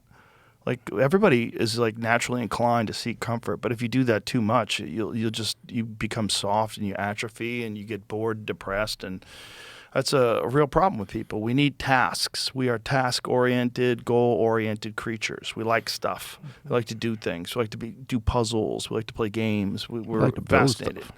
So I've been building stuff since I was a kid. People love building I had the stuff. best life ever because I was born poor. And so I grew up in government housing in Colorado. 1973, the Vietnam War was just ending. And a bunch of the Hmong people of Cambodia were displaced because of Agent Orange, a chemical that is immediately cousin to glyphosate, the chemical we're going to talk about. Is it really? Agent Orange is a cousin? They're the same class. They're both organophosphate molecules, and so I'll get into that story a little later. But nonetheless, this peoples of the Hmong were displaced because we dumped it all over Cambodia, North Vietnam, to make bare the Ho Chi Minh Trail so we could, from the air, see our enemy and kill more people. We turned an entire jungle system into a complete moonscape. Not a single living life form left after 25 years of Agent Orange. If you go back there right now, it's still like that? No, it is fully recovered because biology's been allowed to return. We created so much disease in that place that humans were displaced. As soon as humans step out of the kind of extractive relationship, So nature the rushes back. Agent Orange, it's not like a permanent chemical that stays in the soil. There's no such thing as a permanent chemical. They can once Forever biology. chemicals? Those forever chemicals? Forever chemicals are measured without life. If you put biology back in a system, it will heal itself, period. And that's my promise to humanity, that everything is perfect. The stress that we're putting on this planet right now with these herbicides, pesticides, antibiotics, everything we're doing right now, I want to keep this in the context of everything is perfect. I'm going to keep drilling this home until we get there. But it's going to be an interesting journey, because first we have to look at how much suffering have we created first to understand then why would we create suffering and why would that be perfect. But we'll get there. But I think we need to back up to people's lived experience right now. 1973, we have the end of a world war, war really, with its economic drain. Vietnam War was this massive drain on economic systems, disrupted all kinds of things. And then suddenly it's over. And a little company called Monsanto that was producing Agent Orange needed a new economy. And so they repurposed themselves into a chemical cleaner for industrial pipes. And they bought a patent from a Japanese inventor, put this patent in the late 1950s for something called glyphosate. Bought that patent in 1974, and they were using it to clean industrial pipes because it has an amazing ability to grab minerals and pull it out of circulation. So they were dumping lots of this down these clogged, pipes of manufacturing facilities, and it would clean the pipes out beautifully. But the problem was, as soon as the effluent got out into the river, it would kill all the fish and everything else, and so it was clearly not going to get past any environmental protection. So they needed a different purpose for this stuff at lower concentrations, and so they repatented it in 1976 as a weed killer and rolled it out as Roundup, which would become the most successful weed killer in history. But this molecule had been already in use. This organophosphate family of molecules had already been killing life, throughout Cambodia and Vietnam. Those people got displaced, and I grew up with them in Boulder, Colorado, in government housing. And those Hmong people showed us something of biology, as they're most poisoned, peoples on the planet, and they showed no metabolic collapse. They showed no decline in health. They didn't have explosion of cancer or anything else. They should have, because we know that Agent Orange causes cancer. And they showed me, as young as I was at the time, 3-4 years old, growing up with these Hmong people in gardens, and these Cambodian women were squatting in the middle of their 10-foot plots that they were given as part of our Section 8 government housing, and they would sit and tell a story, stay human connected. The receivers were on, the antennas were open. They're telling story while they're squatting barefoot in soil systems, and the biology is restoring their bodies, cleaning their bodies. I would find that out, 35 years later, studying glyphosate and human biology. But this is what I loved, is that I had a lived experience of peoples that had been radically poisoned, but had stayed in touch with the land. And because they were an extension of the planet, they didn't show disease. Because these are the people that left, though. I mean, the people that were still there in Cambodia and in Laos and all the areas where they used Agent Orange, didn't they have a high concentration of cancer, the people that lived there? Yeah, and that's largely because they got displaced to concentration camp type environments where they were separated from nature. So if you don't stay connected to nature, then toxicity shows up, cancer shows up, all these things. A good example of this is Chernobyl. But the people that lived in the villages where Agent Orange, as long as they stayed close to nature, you're saying that they were fine from Agent Orange? In this case, there were no villages left. We literally turned it into a moonscape. So they were fully refugee status, divorced. They didn't have land to go back to for 30 years. But there were people that stayed, that were close to where that Agent Orange stuff was dumped, that lived, that did get cancer, right? Yeah, and the ones with the highest cancer were the U.S. military soldiers. And so the people that were most separate from nature were going to show the highest rates of cancer. And so you have U.S. military that are eating canned food and MREs, right, half a world away. They're going to show an immediate increase in it. And that's why Agent Orange couldn't be repurposed, is because it got such a bad rap on high anxiety. You're in a war. You don't want to be there. You're isolated socially. Probably doing a lot of drugs. Psychologically, yeah. Yeah. So you've reached a stress level because of your separation from your own personal, natural, connected biosis of a family and a community and your garden and all these things. So as we get further from nature, we become more vulnerable, and then toxins become a real crisis for biology. So biology in isolation will have huge consequences to poisoning. A connected biologic system sees poison as a stressor that will make it stronger, not weaker. When you're communicating with these people, especially like people that live in these indigenous cultures, do they experience infections? Do they have do they get the flu? Does anything go through them that's in their own body, not something that's introduced by other people? Like we know that wiped out 90% of Native Americans is disease that came from Europe. It's a story that's told. I'm not sure that we have the greatest evidence of that. That story has been played a lot. I think it's also What do you possible think that we happened? just killed a lot of people. Well, we certainly did that as And well. so we killed a lot of people, but I think that what's not understood was the breaking of their relationship to their natural system. And so they may have had dysentery and died of infectious diseases, but not until we displaced them from their gardens, displaced them from their land and all that. We had to break their relationship to nature if they were going to get a bowel infection that was going to cause a problem. I've just seen too many examples of connected biological systems that just cannot become diseased. A connected system. And again, let me turn to Chernobyl for a moment because this is a pretty rad example of this. Largest nuclear event, nuclear disaster that's ever been created in human history. Maybe the Japan one is now exceeding it. But Chernobyl, was it 30 years ago or something, 1976 or something like that? Chernobyl happens, huge nuclear waste dump into soil systems throughout the Siberian region there. And we have the immediate movement of humans out of the region out of fear of cancer. And sure enough, all the humans that were in touch with that system, huge rates of thyroid cancer, renal disease, all kinds of things occurred. Meanwhile, those soils are primarily inhabited by voles. A small little mouse-like creature lives under the ground, looks halfway across a field mouse and a mole. Those tiny little creatures have been eating the most radioactive soils on the planet for the last 30, 40 years. No, it's almost 50 years now. And so that 50 years of eating radioactive material, they're now radioactive. So when you put a Geiger counter up next to one of those voles, it's not beep, beep, beep, beep. It's just a continuous hum. And so these are the most radioactive creatures on Earth. Not a single case of pup deformities, no collapse of fertility. In fact, the vole populations are thriving. The predator to the vole in Chernobyl is the wolf. And the Siberian wolf has absolutely quadrupled its population. No birth defects, no cancer, no consequence to eating the voles that are highly radioactive. And so these are the best examples of when a system, when a keystone species or otherwise, is connected to its nature, she will never allow an injury to occur that she doesn't already have a solution for. And so at the microbiome level, we now know how these wolves and voles are surviving as they upregulate Pseudomonas.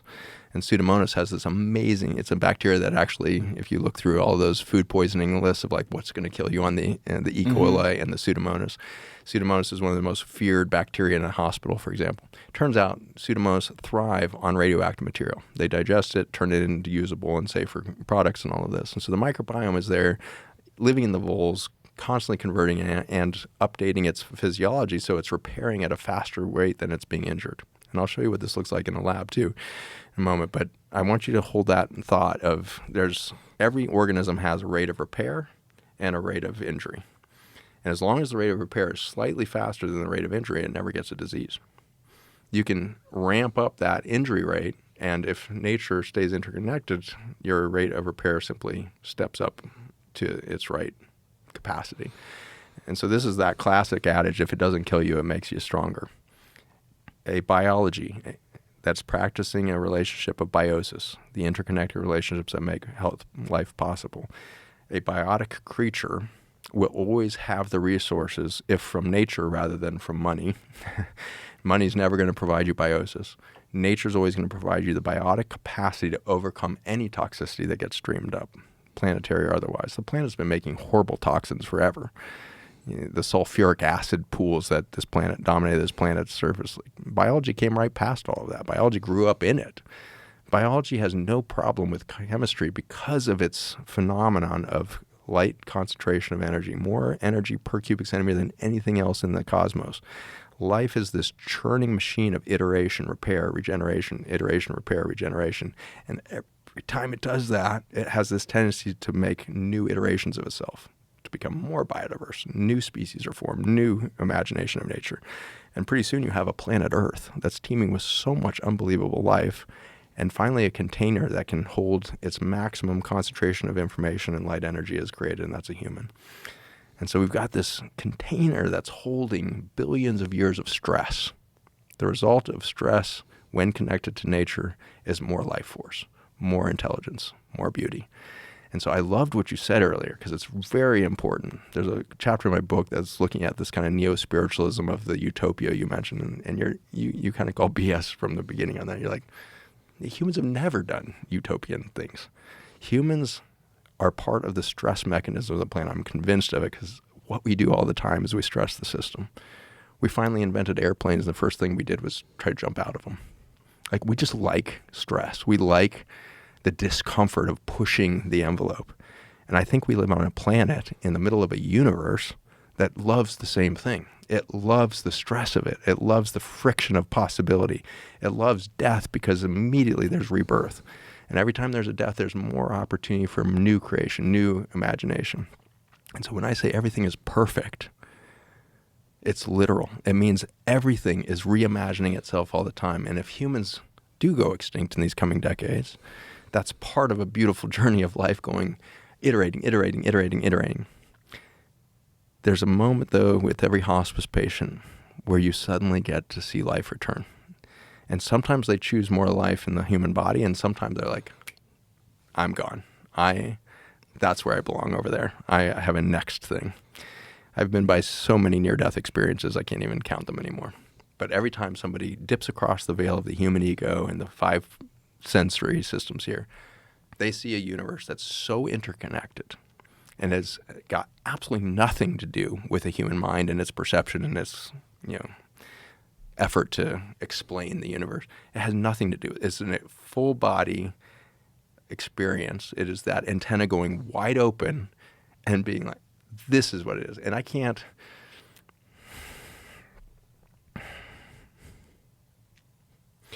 It's the one thing I wish I could do, and I've never been able to do, is just help humans feel that.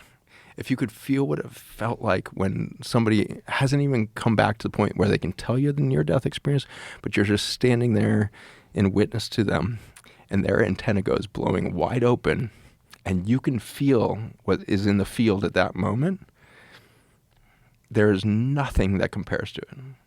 Plant medicine, peak experiences, breath work, cold plunge, hot plunge, take your body through any stress. You will not experience the amount of energetic information that comes through at that moment to that human antenna that's still biologically connected to Earth, but is perceiving the whole story. That's the end of addiction. If you could feel that, there would be no more addiction on this planet. Because addiction is the necessary behavior of an organism that believes itself to be abandoned by its infinite reality. Humans believed ourselves to be abandoned by nature, and we put it right in our definition. You can probably pull it up, Oxford English Dictionary. Nature is everything in the firmament of the earth, minerals, plants, animals, as opposed to humans or anything humans have made. Not only do we write ourselves out of nature, we put ourselves in opposition to nature, as opposed to humans or anything humans have made. That's the Oxford Dictionary's definition of nature? Really? And so as you start to think about this, like that's the whole story, is when we started to lose the antenna, when we started dulling down the receptor and we started planting mental constructs. Money is where things come from. No. Money has never birthed anything. Women birth life. Money does not. Biology is self-perpetuating, always for more beauty, more intelligence. Anytime we create an abstract system and say biology needs that, biology, living people need money. Living people need IV drips of vitamin C. Living humans need peptides injected. It is the biggest miss in the cosmos, is humans that don't realize that we are the best antennas that have been made on this planet so far. If we begin to use those, we will not do utopia. We'll experience opportunities for stress that doesn't harm another individual. And this is the characteristic of a sovereign, reality, where everything is up-leveling all of the time. And something that gives up its life is not killed. It's literally giving its life to the next. And so when you look at predation, you're thinking of the lion eating the antelope. If you spend enough time with these indigenous groups, they can tell you which antelope is going to give itself to the lion. And it's not because it's weak or it's broken. There's a relationship they can feel between the predator and the prey. And it's interesting that we call them prey. Who's preying in this situation? Who's about to go into an ascension process. Is the antelope or the lion? Maybe both. But there's a relationship there in our indigenous understanding. This is where sacred hunting comes in. Sacred hunting never went out to kill anything. It came to receive more. So if you go out in nature with the attitude of, I'm going to receive the abundance of nature for my peoples, for my family, for my thing, and you see what nature is going to offer you. And this is the hunter-gatherer tribes in spades here. But this is the change of mindset that we've got to go back to, is everything is sacred. Everything is sovereign. And when we sit back into that relaxed relationship, but we never got kicked out of nature, everything, our food, our shelter, our livelihoods are going to come from nature, not money. When we make that subtle shift of trusting this planet again, then we start turning on the antenna. And then our intelligence comes back on. And then our memory comes back on. And we don't have to sit around being like, I wonder how those pyramids got built. We will be connected to that information because it's all still here. I want to go back to that, but I want to push back on this idea that people can survive plagues if they don't have immunity to it. Because one of the best examples where that seems to have wiped out an entire civilization is all these sites they keep finding in the Amazon. When you read about the lost city of Z, you read about the initial European explorers who made their way into the Amazon. They found this thriving civilization. They went back 200 years ago. 200 years later, there's nothing. And the predominant theory is that they brought with them smallpox and a bunch of other diseases, and they spread like wildfire to a bunch of people that didn't have immunity to it, and they died. Who's living more in harmony with nature than those people that were living in the Amazon? I mean, they're living in complete harmony with nature. They just didn't have the immunity to deal with European diseases. So you're telling me a story that I cannot answer because the story is abstract itself. And so... How so? Because you're painting a picture, A, that somebody knows that there was smallpox that went across those peoples. And well, we know there was smallpox, and we know that smallpox did most certainly wipe out a lot of Native Americans, as well as a lot of European settlers. Was it because they were malnourished? That's certainly possible. I mean, that's certainly a factor. I guess I would just say when. When do we have evidence that they started dying of smallpox? And I think that's after we displaced them from their tribal lands, after we displaced them from their connected it's hard ecologies. To say. That's hard to say because it seems like there's a lot of evidence that it spread through tribes and even tribes that were on their own, that there was a real problem. But the other question is, it wasn't always bountiful, like wherever Native Americans were, and there was times where they had like serious famine and they didn't have food sources that were nutritious, and they did their best to stay alive.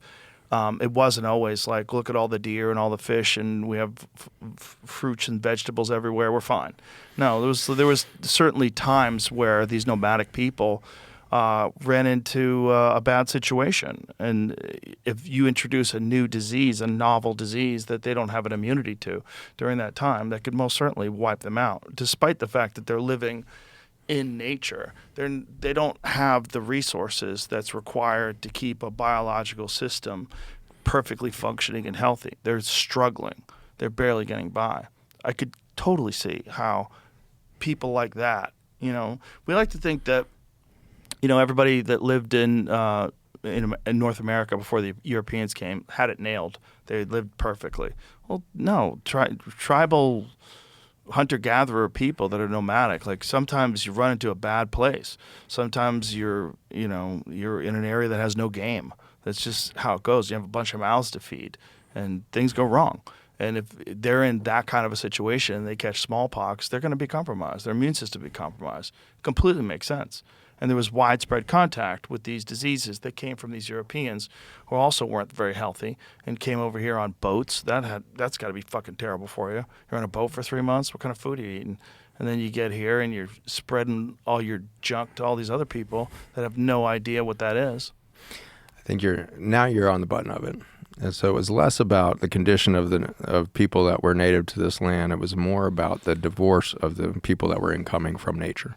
And so those settlers or those industrial colonists who were coming over from Spain or otherwise, It was their radical divorce for thousands of years of innovations of clothing and horses and all of these different layers of technology that interrupted their food systems and their relationship to nature. So they were coming over here sick. I agree with that. And it's likely that may have been more of the imprint, was less of an infectious disease and more of a dissonant imbalance. And so I think what we now know about the gut microbiome is that it has an immediate feedback loop to stress signals, cortisol specifically.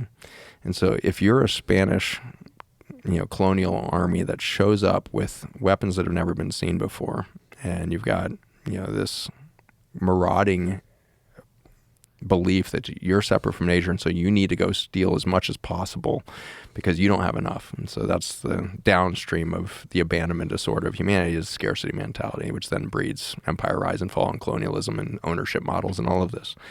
And so you come over with this marauding new species. Let's think of it as a new species, because up until this point, none of the indigenous cultures here saw themselves as separate from nature.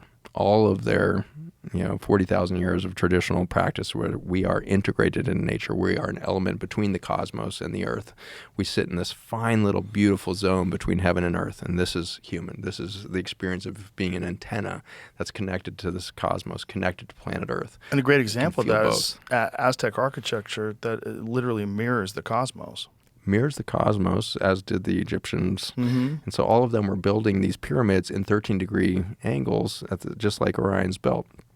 And so you've got Pleiadian star clusters lasered into the stones in Peru and the temples that are built underground there, like crazy stuff. Yeah. Because we were antenna to the universe and we were antenna to the earth. We sat feeling them both. That's the magic of being human, is you can feel both. This is a very magical moment. And my patients that are dying and are letting go of these bodies, they're certainly cosmic in scale. They'll tell you exactly which planets they go to and how they expand into the universe, become stars, all kinds of crazy stuff in their near-death experiences. But they're not on Earth at that moment. So I think this wonderful moment of being an antenna, a biological antenna, not the physics of a soul, some identity that sits outside of biologic space-time, but an antenna that's now biologically connected to more energy per cubic centimeter than it will ever feel, because the cosmos doesn't do energy as well as life. And so a sun doesn't do as much concentrated energy as life. And so this is this precious moment. And so you imagine these people for tens of thousands of years designing, expressing these incredible technologies, the pyramids and space travel and everything else that they're doing at this time, unbelievable connectivity. And then along comes a species that look human, except they think they don't belong to Earth. They think they got abandoned. The whole kicked out of the garden thing has played itself out. And they come in with this killing mentality that is different than the prey and predator relationship that peoples had with each other, I'm sure, too. It wasn't just lions and antelopes. There was a predation between humans from our beginning, too. We are a natural system. We live, we die, we rebirth, we redeath. When our antennas are wide open, we understand the relationship and the flow of life as it goes through its ascension process. But here comes this species that is fundamentally opposed to life. It is antibiotic in its behavioral relationship to Earth. The stress that would have been felt in the neurologic system from peoples that had been interconnected, understanding space and heaven, everything we're talking about, what they would have felt in that time would have, I think, been the infectious disease. Just like the boxed apple juice that came along to break the relationship of 40,000 years of abundance for the Achuar tribe and now put them in poverty, the same thing could happen energetically at the spiritual or psychospiritual or psycho-awareness. That antenna could suddenly break if suddenly you felt like you were actually in danger. And isn't that what we feel when we feel a sociopath in our presence? Don't we suddenly viscerally feel something like, this is actually dangerous? Other people can be mean, they can be assholes, but they're not. It's that antenna goes up. And so imagine a whole civilization feeling for the most this foreign object coming at them, and it's shooting them and it's killing them and it's tearing up their gardens and it's got horses which have never been seen on this continent. The cortisol level goes berserk. Immune system shuts down. Microbiome in the gut collapses.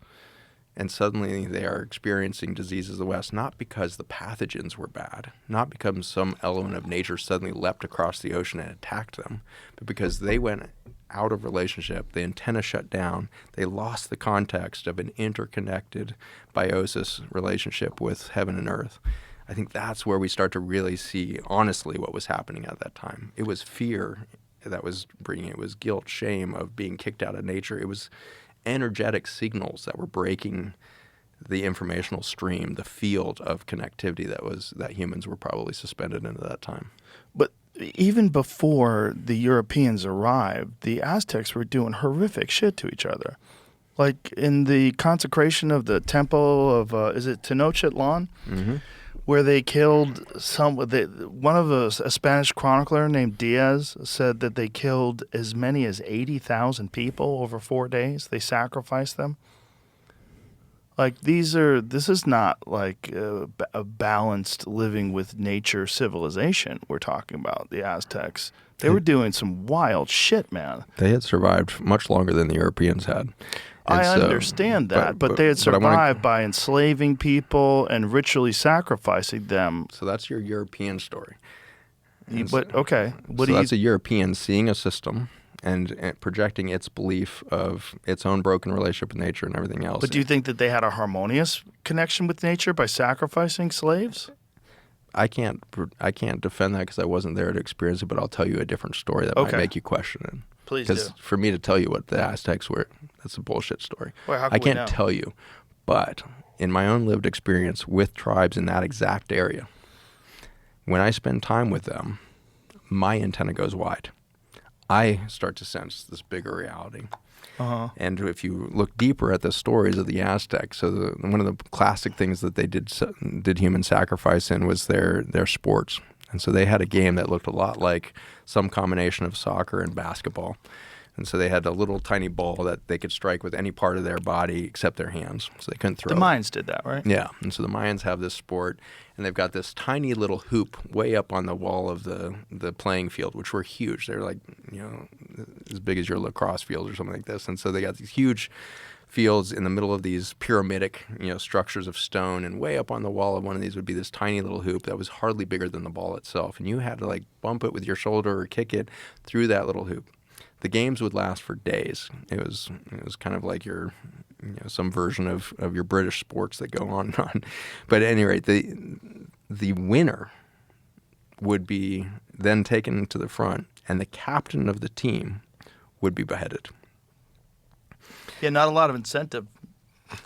Not a lot of incentive. Not a lot of incentive to score. The incentive. That's why the games isn't, took for fucking ever. That's why they lasted days. But what Nobody if wanted the to win. incentive was it they didn't want to win, or was the incentive not to stay alive?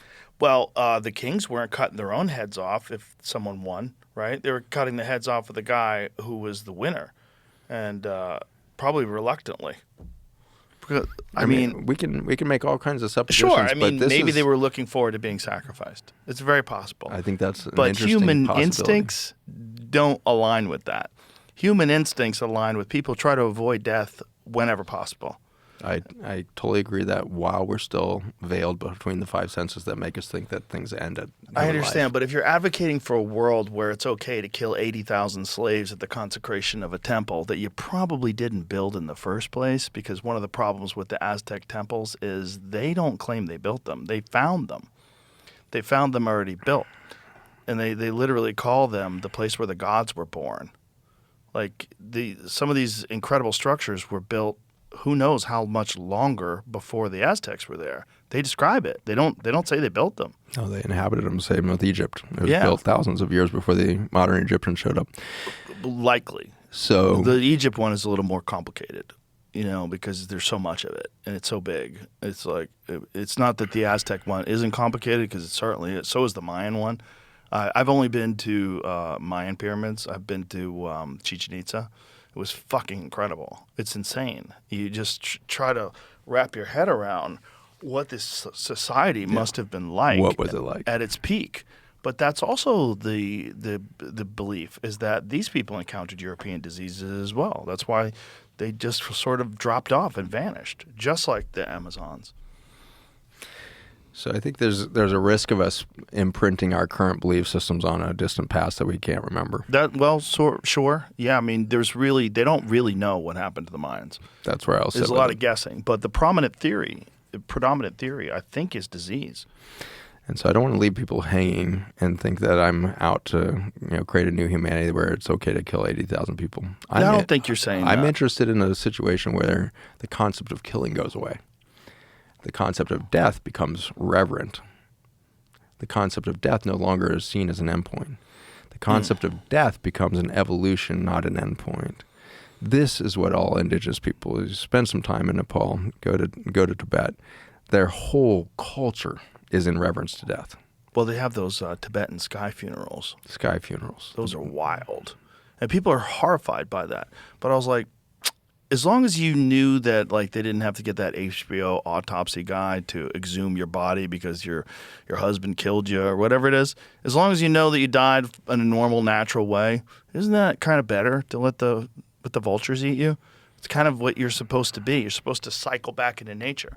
We're so weird that we say, nah, you can't have me. And we poison ourselves so that we can go visit Grandpa in the funeral home when he's embalmed. He's embalmed with toxic chemicals that are going to keep his body from decaying. So much so that you can dig him up a couple of years later and find, oh my God, Nana poisoned him. Because that's what happens. They find out. That starts us on a new commentary about marriage, but yeah, well, about humans, But I think there's something that was just one example. It could be, a bunch of people. There's nurses that poison people. There's a lot of crazy people out there. But the point is, like, we're very strange in that the most common way we take care of bodies is we fill them up with chemicals that make it so that the rest of nature can't absorb us. It's because we have no reverence for death because we think it's an endpoint. Yeah. So we cling to these containers as if this was the story. Yeah. And that's what I got to see in hospice over and over again. It's the moment people pierce the veil and realize the antenna can sense everything again. Yeah. That's when they realize this body is a tiny story of me. This is a tiny part of my experience, and it's precious because at that moment of being human, I felt heartbreak. I felt suffering. I felt fear. I felt guilt. I felt shame. None of which you can feel when you let go and pierce that veil. On the other side is radical connectivity. On the other side of that veil is radical connectivity energetically. You feel everything, stars, moonscapes, everything. You're in this singularity moment, and that's what you can feel in your body. Like, I continue to get so moved by what I feel right now when I just tell you about what it feels like to be in the presence of somebody in that moment when their antenna goes wide open and they still have a biological antenna that can both transmit and receive information. The amount of information around death is so vast, and this is why the Tibetans honor it so thoroughly, is this is that precious one moment where a human antenna gets the entire download and can still transmit it. And so if we are not sitting in the rooms with our elders that are dying, we are missing the biggest download of life. And we will only find it out when we're on our deathbed, probably dying alone. And so this is what I'm talking about is I see a world not without death. I see a world where death becomes the biggest moment of transformation. And 10% of people that go through that have to be discharged from hospice 6 months later because they went on to live new life. Their diseases go away. Their health recovers. Their biology returns. And they have a different relationship with their children. They go and start creating art they've never created. These near-death experiences are trippy, and 10% is a huge number. As a hospice doctor, I was admitting 80 patients a week to die. That's 8 patients a week that are doing what they weren't supposed to do. They were supposed to die, and they're not doing it. In fact, they are showing so much more life after they glimpsed that everything's perfect. And they took a deep breath and said, I got one more thing to express before I let go of this finite moment. And this is our precious experience that we have. And I think, honestly, you're embodying something of this for humanity to look at. You're one of those rare personalities that gets on this seismic launch into the public eye. Wealth comes rushing to you that wasn't even expected. You set out to have some fun with some friends, and then this happened. And you are one of the few people in the public eye right now that didn't allow that to break your relationship to your nature. And you stayed connected to the people that are building stuff, that are making cars, and that's what I grew up doing. I love it. It's what keeps us real, is turning wrenches, getting the car to go faster, building a house. I built my own home. I live in the woods of Virginia and built my own home there. I'm living with my partner down in Panama as she's building a whole village down there. And it's amazing to see what is going to happen when women start doing development on this planet. It's going to be spectacular. But what I'm feeling is this return to being human, where I am receiving so much information and I need no money to be happy. If we keep making money the source by which we will be safe, fed, housed, everything else, we will continue in our abstract relationship to nature. When we start reforming all human systems in the context of a nature that is not only abundant, it does not know death. It only knows transformation, transformation, transformation, transformation, more complexity, more beauty, more intelligence. And so this is where we can start to lose the fear of death and start to move into this more reverent state of sovereignty, where we understand that we are fully resourced, not by Elon Musk's minimum wage of $500,000. We are resourced by nature itself, by life itself, because we are cellular creatures. We had to be fully resourced to occur in our mother's womb. We needed no money to take one cell into 70 trillion cells inhabited by 14 quadrillion mitochondria that concentrate sunlight 10,000 times brighter than the sun. That happened without money.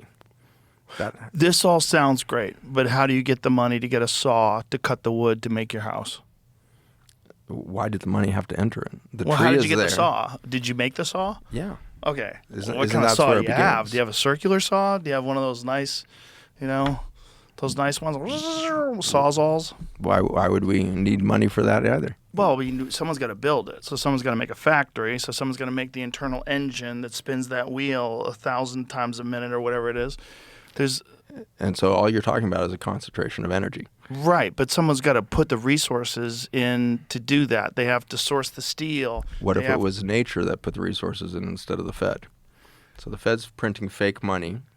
Right, but you've got to motivate people to innovate a thing. Do you have to motivate people to create? Yeah, well, certain things. Or you just like have to there's a remove the reason why distractions. people do it, because they know that they can make some money off of it. Because they're currently stuck in a matrix where they believe the stuff is coming from money. DeWalt power tools, right? When they make those, there's engineers, there's a bunch of designers. They all work for money, and they all figure out how much electricity it's going to run on, what the engine's going to be, how fast it has to be, what's the best steel for the blades.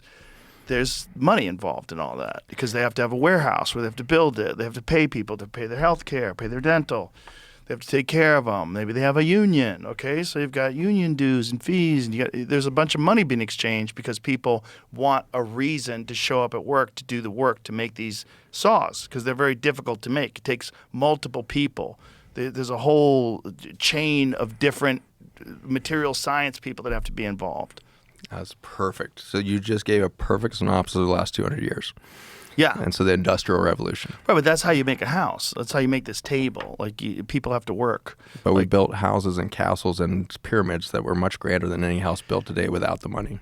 Yeah, but they had something, okay? Like houses, for sure they had money. Like which houses? Like if you go back 400 years, 500 years ago, they definitely had money. 10,000 They years were ago. paying people. Okay. Pyramids. It's a good question. Did We they don't build know. that with money? We really They don't know. just had a lot of money, so they built a pyramid? Well, we don't know how they sourced the resources, and we don't know how they got the people to do the work, and we don't know what the technology was involved in terms of planning, and we really don't know. But There's I do just, know what it wasn't, which was something like the Fed. What probably wasn't that. And so it's not, That's the not thing an is, like- abstract monetary system that has nothing to do with life that built Right. the pyramids. Well, yeah, we don't know, right? But we would assume that it would be more sophisticated than that because the pyramid's more sophisticated than that. We would like to think that it would be different. We are also trapped in thinking that the system that we currently find ourselves operating in is the only way human beings can operate. This is my belief about the pyramids and about a lot of these ancient structures. I think we assume that because we are on a specific direction in terms of technological innovation, that this is the only direction that human beings could have ever gone. And I have a feeling that that is absolutely not the case, and I think the pyramids are the best example of that. I think they went in a different direction. We don't know what direction that was because I think along the lines of what Graham believes and what Randall Carlson believes and a lot of these other folks, that there was some sort of a great cataclysm. And this is the source of the flood myths that exists in all ancient religions. Yeah. And this is somewhere around 11,000 plus years ago. Yep. And I think that probably wiped out a lot of information on how things were made and what they did and why they were doing it the way they did it. And I think modern archaeology just saying, they use sand and push stones, like, you can go fuck yourself. You go do that, bitch. You go figure out how to carry a 500-ton stone through the mountains hundreds of miles away. Go fuck yourself. You can't. You're lying to me. You're pretending to be an expert, and you're lying to me because you're not willing to say this baffles us to no end. We have no understanding of what tools were used in order to create these incredibly symmetrical statues. Never forget about the pyramid itself. Forget about the things that are you aware of Filippo Biondi and his work out of Italy? The stuff that they're finding underneath the pyramids is baffling. Yeah, baffling. The LiDAR systems that they're baffling. Yeah. So 20 meters in diameter, huge columns with spirals wrapped around them. Like, what's that? Why does it go a kilometer into the earth? This is crazy. Is it crazy, or is it actually something we're actually living the truth of? Well, I have a feeling it was an insanely advanced society that existed there. And I think there's just not a lot of evidence because the cataclysmic event of 11,000 years ago was probably so destructive that very few people survived. And the people that did survive, they just had stories and they had survival skills and they had to live in whatever way was possible in order to carry on the human race. But I think all semblance of a technologically sophisticated society that existed pre-11,000 years ago was all but wiped out. And I think that's why society reemerges around 6,000 years ago. Yeah. And I think that's what that is. It's a reemerging. And it's not a coincidence that all these societies that did emerge around 6,000 plus years ago, all of them have this flood myth. They all have these stories of these cataclysms because that story was passed on generation after generation, all the people that survived. And what we're getting is the ultimate game of telephone. We're getting the ultimate game of people telling a story and then you tell a story. And then by the time it gets to Jamie, who knows what's missing? Who knows what's been added? Who knows what Pharaoh has added his touch to it, or what king has decided that this part can't be in there because it doesn't jive with this particular religious text that I believe in. It's a real problem. It's a real problem when we go back and we try to figure out what happened in history. But the things that should confound everyone and should absolutely remind you that we don't know is the pyramids. They should just remind you. Look at that, shut the fuck up. There's no way you know. You don't know what was going on. We could only make guesses, and we have to be very open-minded when we make these guesses because the sheer scale of these fantastic creations, and not just them, the labyrinths that go underneath it, the one that has this enormous 40-meter-long metallic object that's under the ground that they don't know what the fuck it is. Herodotus talked about these labyrinths. Like these are greater than Giza, he said. Like, what were these people doing and how did they do it? We don't know. You have such an important couple of words in there. One of them is this knowing concept. Yes. If we continue to try to make stories out of our mind to explain the world we live in, the cosmos and in all of its complexities, or the human body and its miraculous thing, we're going to end up with very disempowered versions of reality. So what should we do instead? Feel it instead of know it. Okay, well, how you feel how they made the pyramids? You're already doing it. I'm watching you do it because you keep looking up here every time you're like really going after the pyramids. You look way up. I do that with everything when I'm trying to think. Exactly. Yeah. So, but what's actually happening is once you've done that 4 or 5 times, your body starts putting the information in, and then you start speaking from some other thing than your mind. And that's when you come up with this conviction. And I can feel it. So when my antenna is open, I can feel you state your truth through your body language, through the energy you're transmitting across this table. And I'm not listening to your words anymore. I'm feeling it. Your truth is fundamentally that pyramids exist. Mm-hmm. Things too complex to our own human mind and technologies exist. They're here right now. Yeah. They're undeniable. You're transmitting a truth that I don't have to like work on the words, that I can feel it and it lands. For so long, I was trained to look up here, and I spent all of this time, 17 years in academia, looking up here, trying to find my information map of like, oh, there's that piece of information, and there's that piece of information. Let me put that into a story because that's what I know. I had my near-death experience in 2010, and when I experienced the peace and the opening that happens, it was a car accident in 2010. When you have that experience, you suddenly realize that what you know is a fraction of what you can feel. And you have so much more information at your experiential level of capacity to inform your biology than the mind will ever be able to create. And so this is where we start to live telepathically. And this could all be theoretical, but I will tell you, I have seen thousands of patients in my clinics that are living this reality already. They have already gone back to telepathic communication wide open, and they are called autistic people. Autism is a neurologic development necessary at the end of a period of time when humans went into complete abstraction. Money systems went abstract, have no relationship to nature. We have medical systems that are actually chronic disease management systems that are bankrupting the world now. $5 trillion in a year spent on disease management in the United States alone. We are bankrupting the systems that got separated from nature. They are going to collapse. They are going to fail. And suddenly we develop a neurology that cannot be programmed with the old abstract systems and belief systems because they are feeling too much. We call it sensory processing deficits.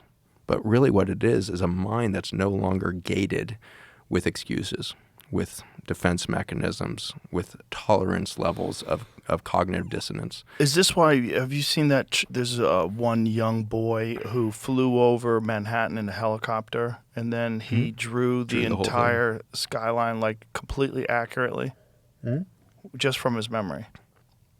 Yeah, and it's a project that's become known as the telepathy tapes is a great example of it. Yeah. And I was on their second season of that, talking through what I experienced in clinic, is that we now have not just a theory of telepathic communication, we have a lived experience between thousands of people that are in their between space, between the words. They are traveling to a unified location that they all agree exists, which is called the Hill. The Hill. And so they are having an experience in which massive amounts of information are being transmitted back and forth, and they cannot be programmed with death is bad and things. They can't believe any of the abstract things we've been taught because they feel too much.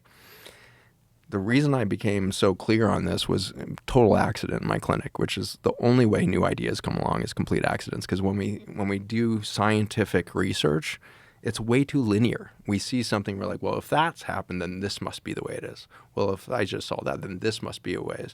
So we do these linear, knowledge-based systems, and so we get nowhere. We go in circles in, well, cancer must be, here we are. We've known cancer wasn't the problem. We knew that cancer was a metabolic symptom, a symptom of metabolic collapse 100 years ago.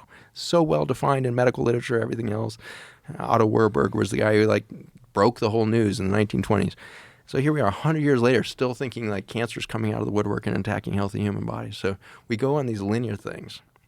What we are forgetting is these leaps in awareness. A much bigger antenna system is available to us. And you only get there when you finally surrender your knowledge base and you start to feel what's happening in front of you. And so I was taught that there was a disease called autism that was affecting our children. And for years I helped manage these people in clinics and everywhere they showed up in the medical system.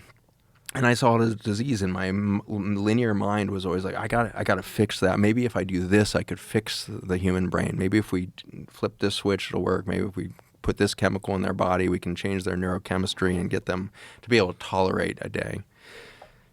My clinic that I launched in 2010 was called Revolution Health Center, rural clinic, town of 550 people, no resources monetarily. There was no reason this was going to become an explosive hub of innovation if you measured it by money. I was hemorrhaging money. I was not making money as a doctor at all. Rural doctor, had left the hallowed halls and the marble halls of academia, and I started seeing autistic kids a lot in these rural environments and in these inner city or urban environments where we have these really high penetrance of autism, and it's not being diagnosed because they don't have the resources to bring the attention to like child's 5, 7 years old. And by that time, there's been no resources brought to the kids. So lots of undiagnosed, autistic neurology out there. So I was seeing a lot of it in clinic, and these kids are heavily affected, and the suffering is kind of through the roof. They are hitting their head against a wall 6-8 hours a day. They have a callus on their forehead from rhythmically hitting their head, striking their head against a wall.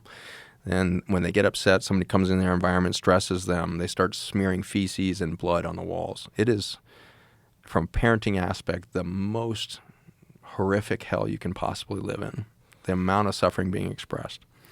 And so these kids with highly affected autism are coming in my clinic, and they can't even sit in front of you. They run around in the clinic room, and they can't make eye contact, can't make physical. They're feeling too much, and they'll go hide in a corner, hit their head against the wall, stim somehow. They're stimming their body until the chaos of everything they're taking in is shut down to one signal of pain. So this is an intense way to see a human being. And this kid's 4 years old sitting in front of you, and this mother is more exhausted than you've ever seen a human being. And so we started trying to go into the woodwork of what resources are we not thinking of here? And by this time I was starting to be exposed to Native American indigenous practices and new energetic therapies, Ibrahim Karim stuff out of Egypt. And it was like, okay, show me something. Give me some tool here. And we stumbled upon this very simple tool, which is called emotion code therapy. And it's a simple way of bringing the mind into awareness of where an emotion is stored inside of itself. And then you run a magnet over the forehead, over the top of the head to reset the magnetic pull of the water around the brain. And it changes the neurochemistry. And so it was a powerful tool. I was super excited about it. But most of these kids coming in so effective wouldn't even get close enough for me to do the therapy. So we started doing it on the moms to show the kid, hey, this is safe. And they'd come in and get a couple treatments. After 2 years of this, we started to realize all of the kids were improving before we ever got that treatment installed. They were improving when mom got treated. That started to make me realize they're not expressing a personal experience. They're expressing a field effect. Their antenna's wide open. And when we removed mom's emotional stressors, the kid got better. And so we started treating everybody in the field, and a heavily autistic child will require 3 to 5 full-time efforts to get it. So they got a grandma, 2 aunties, an uncle, 2 brothers that are taking care of the kid. And we started treating the whole field. Like anybody who has touch with this kid in a week, we want to see them. We want to clear their emotional field. The effect was just undeniably effective. Every time you cleared another individual whose emotional field was being felt by the kid improved. Whoa. And so what I started to realize is these kids, because they are a wide open antenna that cannot damp themselves down, they don't have the filters that would allow them to survive in an abstract, fake environment that's artificial through and through. They cannot do it. And so all they can do is feel everything. And now they're feeling what those native cultures must have felt when Europeans showed up for the first time. Neurologic systems that are wide open, that suddenly see an abstract human being in the suffering they are in, will collapse its own neurology, will overwhelm the system. And so the same thing that our autistic are showing today, I believe is very similar to what it must have felt like to be an Inca or Mayan in your habitat and suddenly see the field disrupted by a stress signal, an unbelievable signal that just broke the whole field. So we have stories about floods, but we're still thinking of the flood as a physical, wave of water that came over. Is it possible that the flood was actually a neurologic experience of overwhelm that wiped out the entire memory bank? Did we do that when a sector of humanity truly experienced and believed itself to be separate from nature for a moment? Was there an original abandonment? I don't think it has. They're mutually exclusive. And I think there's a lot of physical evidence that the impact, the younger dryas impact theory specifically, is real. I agree there's water. I agree water goes up and down. I agree that there's massive floods. But when we talk about the Inca and the Aztec, there was no flood at that time. So what I'm really getting at is it possible there's something other than just physical floods? Can there be energetic floods that break a system? In that case, these settlers coming across not just the diseases, but just the fact that they were there. They can and these shatter a they're field. marauders. These people are coming in on horseback. They have muskets. They think they've been kicked out of nature for 1,000 years. They're terrified that They're cutting gonna people's die. arms off if they don't give them their weight in gold. Yeah. Yeah. They're breaking the field. Yeah, you've read some of the depictions. There was it a bishop or someone traveled with, some religious person traveled with Columbus's first crew and wrote these horrific depictions of what they did to the native people that they found. And once they found that these people had gold, that they demanded their weight in gold, were cutting their arms off and dashing babies' heads on rocks. They were horrific stuff. I forget the guy who it was, but it was some religious figure who traveled with them. Here he is. Bartolomé de las Casas. So he was a Spanish lawyer, clergyman, writer, and activist, best known for his work as a historian and social reformer. So this is the guy. And so he recorded what the Spanish settlers did. He described and rallied against the atrocities committed by the conquistadors against the indigenous people. Arriving as one of the first Spanish settlers in America, Los Casas initially participated in the colonial economy built on forced indigenous labor, but eventually felt compelled to oppose the abuses committed by European colonists against the indigenous population. So he's one of the reasons why we know that we probably shouldn't be celebrating Columbus Day. He probably wasn't a great guy. Yeah. Yeah. And I wish it was distant history, but No. it's still happening. Yes, The cartels are still doing that down and throughout this whole region that we're talking about, and they're still beheading people with machetes, and they're still at this. And we, as the United States, have killed more people than any other peoples in history. We have been a machine of death for 250 years like none other, and we've done it in the name of freedom, and we've done it in the name of, our God is better than your God. And so we have used these altruistic shields to become the biggest death machine in the world. An incredible medical paper was published just recently in The Lancet, and it looked at the number of global deaths from just U.S. economic sanctions over the last 40 years. And the number was around 35 million people dead. 35 million people dead, not with a single tank, not with a single plane in the air, not a single drone, from economic sanctions. And so when we keep telling ourselves that we need money for our own health, for our own houses, we need health care insurance, therefore we need money. The assurance of health will never come from a company that doesn't care about you. It will always come from biology. It will always come from an earth that allowed you to conceive in your mother's womb. Well, we're in a very perverted system. If health is dependent upon these organizations whose primary focus is to make the most money possible, that's crazy. And then recommend to you drugs that you absolutely don't need, and then hide studies that these drugs are damaging to you.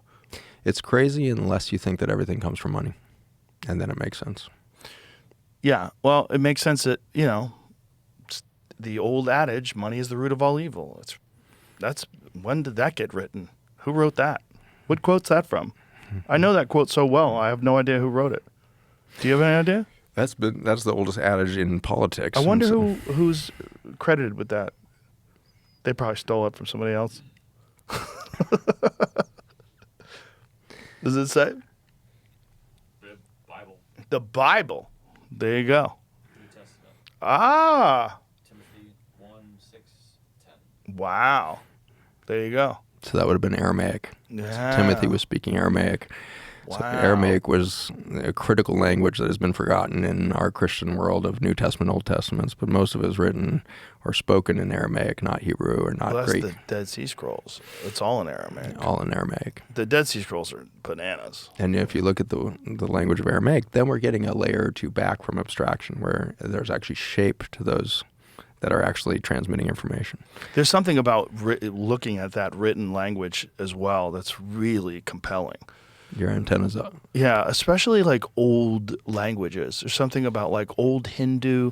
You look at it like ancient Hindu scripts, ancient Tibetan scripts. Look at Farsi. Yes, Farsi too. gives yeah. me goosebumps. When I read Yeah. Farsi, when you look at a Rumi poem written in Farsi, Mm-hmm. you realize he wasn't transmitting a poem. He has so much mathematical truth in a thing that's in the form. He's telling you geometry. He's telling you sacred geometry, the fabric of the universe, in the form of a language that is not symbolic. It's a true depiction of information. It really is interesting. It's an that embodied these information. ancient languages are so beautiful.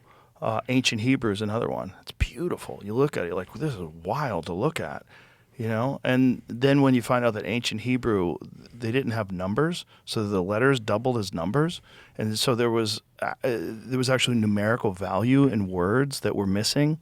Like when the translations got to Latin and Greek and eventually English, like we lost what they were trying. There was something that they were saying that if they could read it, they knew. There was more context to these words that just simply, you know, you're talking about a bush, you're talking about a tree, you're talking about a lake. No, there's something to it. It's really, really interesting stuff because it's like, why did language get less complex as it got more recent? That seems strange. It got more symbolic. So it wasn't necessarily the complexity that was the problem. It was that it separated itself from the actual information. So now the word tree is a symbol of something that actually has never been a noun. So now we have a word that has no movement in it. It's a noun. It does not express movement, and we now assess, 60% of the surface of the earth as a non-living, non-moving thing called a tree. Whereas all native cultures, when you ask them what is that, they will use a verb. And so what they're saying is that is treeing. That's treeing. That's treeing. Really? Nothing They use is verbs. static. It's all verbs. English was the first language to come around and characterize everything as a noun. And that's why it became the language of science, is because science broke its relationship to motion. It wanted everything to be static, therefore studyable, therefore we could control its variables. And so every time somebody shows you a cancer study, shows you a cardiovascular disease study, I did this for years. I've got peer-reviewed science, everything else. I was literally having to break every element of nature so that I could prove that my protein, COOP-TF1, was the most important thing for cancer. I had to break every relationship to nature that cancer cell could possibly have before I could study that protein. And so everything that we call trust the science these days is an aberration. It's a symbol of life. It is not life itself. And so science itself has become this noun-structured belief system that has no flow in it. There's no verbing happening in science. There's a bacteria, there's a mitochondria, there's a human cell, and we think of those as three different things. No, it is lifing. And what it's doing is finding more and more ways to stack complexity to get more and more light concentrated per cubic centimeter. And everything is in one relationship. There is no tree, human thing. There's life doing biosis, interconnected relationships. And this is getting very fun now. Is like we actually got the science now to prove that we were wrong. And so we think, okay, here's human DNA, double helix, Watson and Crick. This is Bible of the biologic kingdom now. Everything comes from DNA, and human DNA is much better than bacterial DNA because bacteria just have little circle loops of DNA. We have this beautiful spiraling double helix. This has got to be the best in the land. But then we start in 1992, we set out to decode the human genome. And we thought, well, this is going to be amazing. It's going to be a 40-year project because we knew how many genes we could decode each year with our genetic sequencers. So we thought we were going to have to find 400,000 genes because we knew by this time that we had 400,000 different proteins in the human body. So we were like, well, we need to find a gene for each of those because we knew that a gene made an RNA that then made a protein. We knew how it worked. Watson Crick started us off. 1996 rolls around and the team finishes 25 years ahead of schedule because there were not 400,000 genes. There was 25,000 genes. Everybody laughed, said, you screwed it up. 3 more teams finished over the next 2 years. The first team was wrong. There was not 25,000 genes. There was 19,000 genes. They had miscounted because they had dual counted some of them. We have less than 20,000 human genes that make a human body. The reason why that's so embarrassing is because a flea has 30,000 genes. A fruit fly has 13,000 genes. So you sit somewhere between a flea and a fruit fly genetically. In fact, you're a little closer to the fruit fly than the flea. That's probably why the flea can jump 40 times its height and you can't. But there is something sitting here right in front of us at the genetic level saying to be human is not to be a species. And so what is all of that DNA doing? There's so much DNA in a human. How can we have so few of that, how small of that information actually coding a gene? And it turns out the number's 1.5%. 1.5% of the DNA held inside of a human cell is actually coding for a gene. 98.5% we ended up calling junk DNA. So it was called junk DNA for 25 years until somebody started to realize that we were preserving our junk DNA more carefully and passing that to our young than we were the genes. And so there's something super important being preserved by biology from generation to generation, all this junk DNA. What we now have found out is the mitochondria. Again, 200 mitochondria, many different species variants living inside a single human cell because they change their genetic sequencing very rapidly. And so you got maybe a couple hundred different versions of a mitochondria sitting in a single human brain cell. Those, it turns out, are storing their genetic information in the double helix of the human cell. And they go and access inside the human nucleus the gene that is theirs for their own reproductive capacity and pull an RNA out of that, come and decode a protein so they can reproduce every 3 days for your entire life. So the mitochondria are storing their genes in the human cells. This doesn't fit any biologic map of Watson Crick. You're starting to realize there's a collective expression in the antenna of being human. And that's what DNA ends up being, is it is actually an antenna system that's taking in information and then unwinding and rewinding to reveal different genetic sequences to all of life within a human ecosystem. So we are now convinced genetically that it's impossible that a human is a species, else we'd be somewhere between a flea and a fruit fly. The magic of being human is in the 98.5% of our DNA that doesn't code for a human gene, that is likely coding for all of life. That's what it means to be a keystone species genetically, is we are the life. We are the life record. It is happening through us, in us, around us. Life is ascending through a biologic matrix that we call a human body, but it is not a species, it's an ecosystem. And 70 years ago, we started the antibiotic era, and we started wiping out the diversity inside of a human body. And so the toxicity of herbicides and pesticides have very little to do to their impact on a human cell. It has to do with the impact on the entire ecosystem that's expressing itself through this massive genomic library that is so big we can't even wrap our head around. If we strung you end to end, you've got around 50 to 70 trillion human cells. Each of those cells has about a meter of DNA bundled inside of every nucleus of every cell. If we strung you end to end, we could wrap Joe around the circumference of the planet right at the equator 2 million times. Your DNA wraps around planet Earth 2 million times. The amount of genetic information in there is plenty to hold a record and a code for all of life on Earth. It will not surprise me that in the coming years, we start to realize the entire code is here. We found out just recently that you could take the human genome and rearrange it into 178 puzzle pieces and spell pig perfectly. The genome is this warehouse of life of Earth. It's not belonging to a human species. And I believe that this is where we are going to really spend a lot of our new excitement around what it means to be human as we start to move into our next era. The antibiotic era is coming to an end.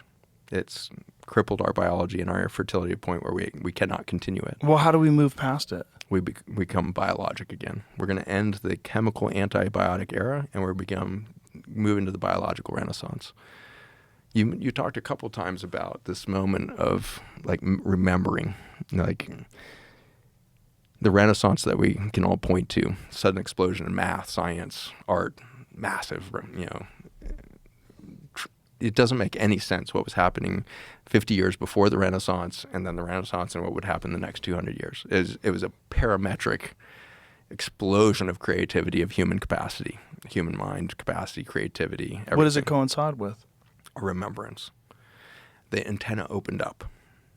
And so this is the moment we're about to re-enter now as we're going into the next Renaissance. And it's happening in people like Dr. Ibrahim Karim out of Egypt. He's suddenly remembering the technology of the hieroglyphs. He's remembering the technology of waveform and its influence on biology. He's not in there inventing this stuff. I've sat with him in cafes and I'll say, well, what about this disease here? And he goes just for a split second into his antenna, draws the shape on the napkin and slides it across the table. He's not producing this stuff. He's remembering this stuff. The antenna is opening up on humankind right now, and autism is our supercharged version of that. The autistic neurology is so wide open that we're going to have no choice but to start to remember everything. A kid flies over New York once, can remember the entire scape. That's what our antenna is capable of doing.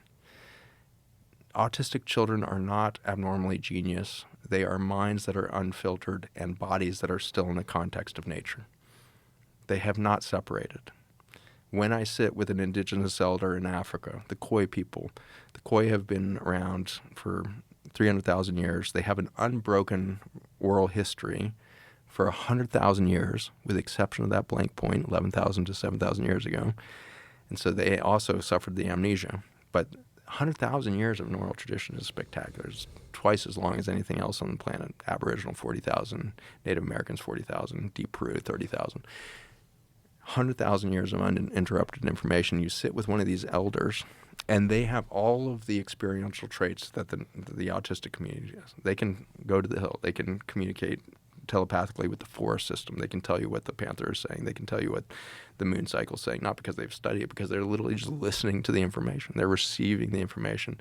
This new renaissance that's beginning is a biological reconnection that is going to be available to us. So much information that we're not going to sit here around listening to podcasts of wondering, scratching our heads about how did the pyramids happen? Like, we're going to start doing it again, because there's a cellular understanding of how water and carbon work, how much work you can do instantaneously when you master the ability of the antenna of a human being to organize matter.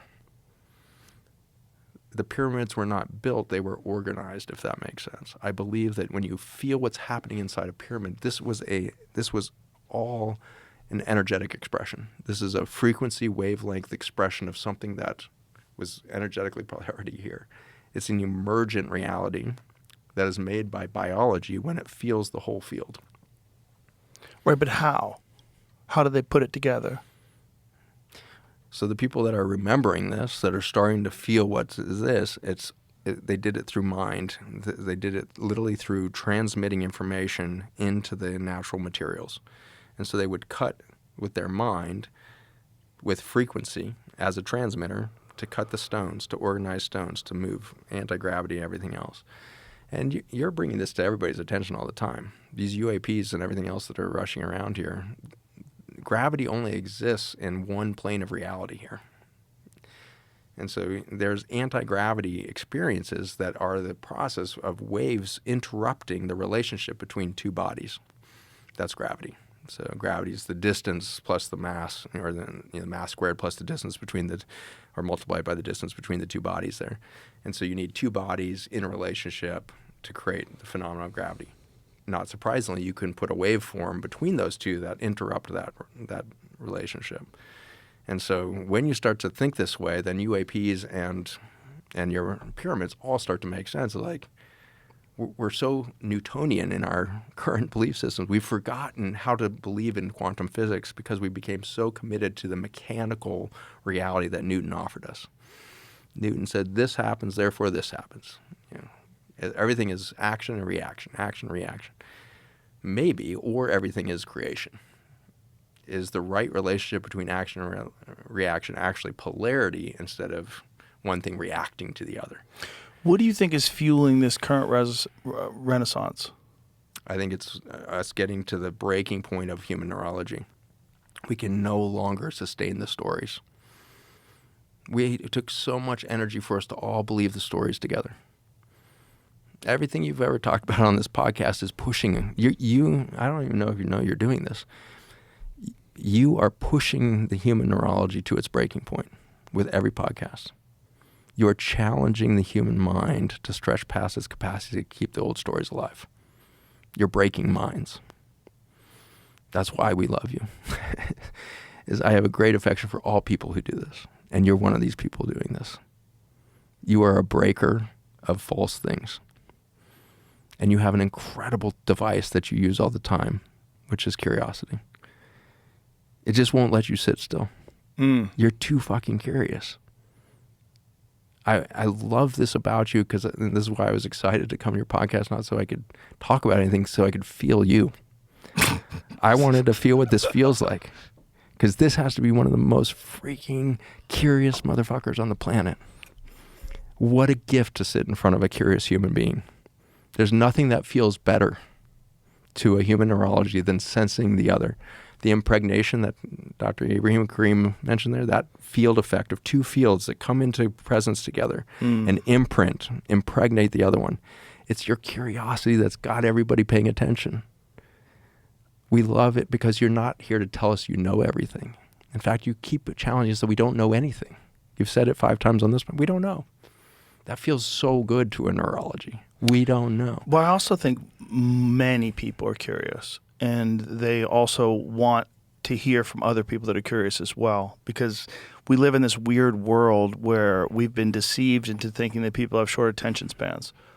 It's not true. Like your attention span can be hijacked by short attention span media, but it doesn't mean you have a short attention span. Most people that I know, if there's a thing that they like, if there's a thing that they're interested in, they have immense attention for it. Whether it's a sporting event or a concert they go to, there's a lot of things that you have a lot of attention for. It's just, it has to actually resonate with you. And people love when other people are curious because they're curious. Most people are curious. All humans are curious. Yeah. All humans. If That's you're our not, trait. there's something wrong. You're not human. Well, you just blunted. Life has thrown you some curveballs and you didn't know how to duck. Oh, you can definitely turn a curiosity off in a human, no question. Yeah. You just separate them from nature long enough. And you drug them, you know. That's just a symptom of nature deficit disorder, I think. Yeah, I think you're right. Yeah. And I think that's why one of the best remedies for people that are depressed is physical exercise. Get them out in nature. Yeah. Go out in nature. Go hike it and camp for 7 days. Do something that makes you feel alive, gets your blood pumping, because that's what's supposed to happen. That's how you're supposed to exist. It's been shown 3 nights of camping outside, never go inside for 3 days. Your immune system reverts 30 years. Your T cells turn back on. All your stem cells activate. We are living a blunted human experience because we separate ourselves from nature. Did you ever watch the Werner Herzog documentary, Happy People? No. It's really fantastic. Tell It's me about it. these people that live in Siberia, and they're so happy. There's like no mental illness.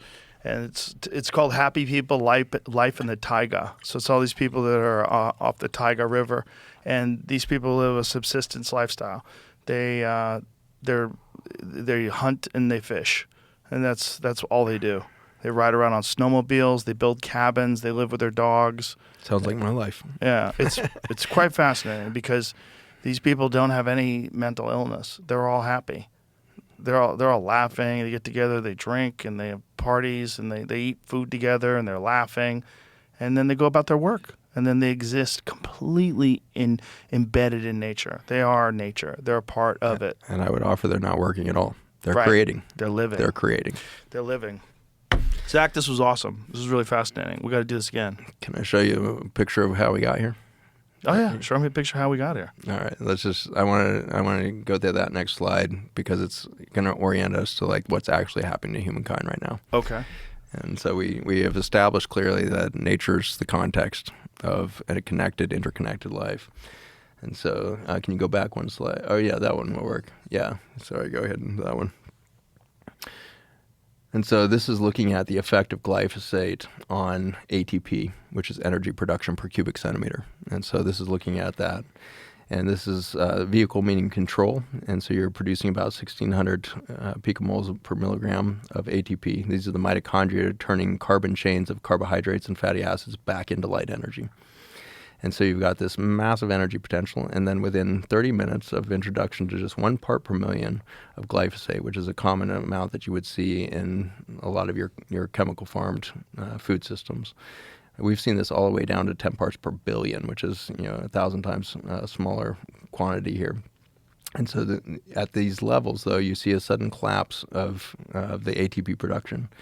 And so now imagine in 1976, we start eating food with residues of this chemical.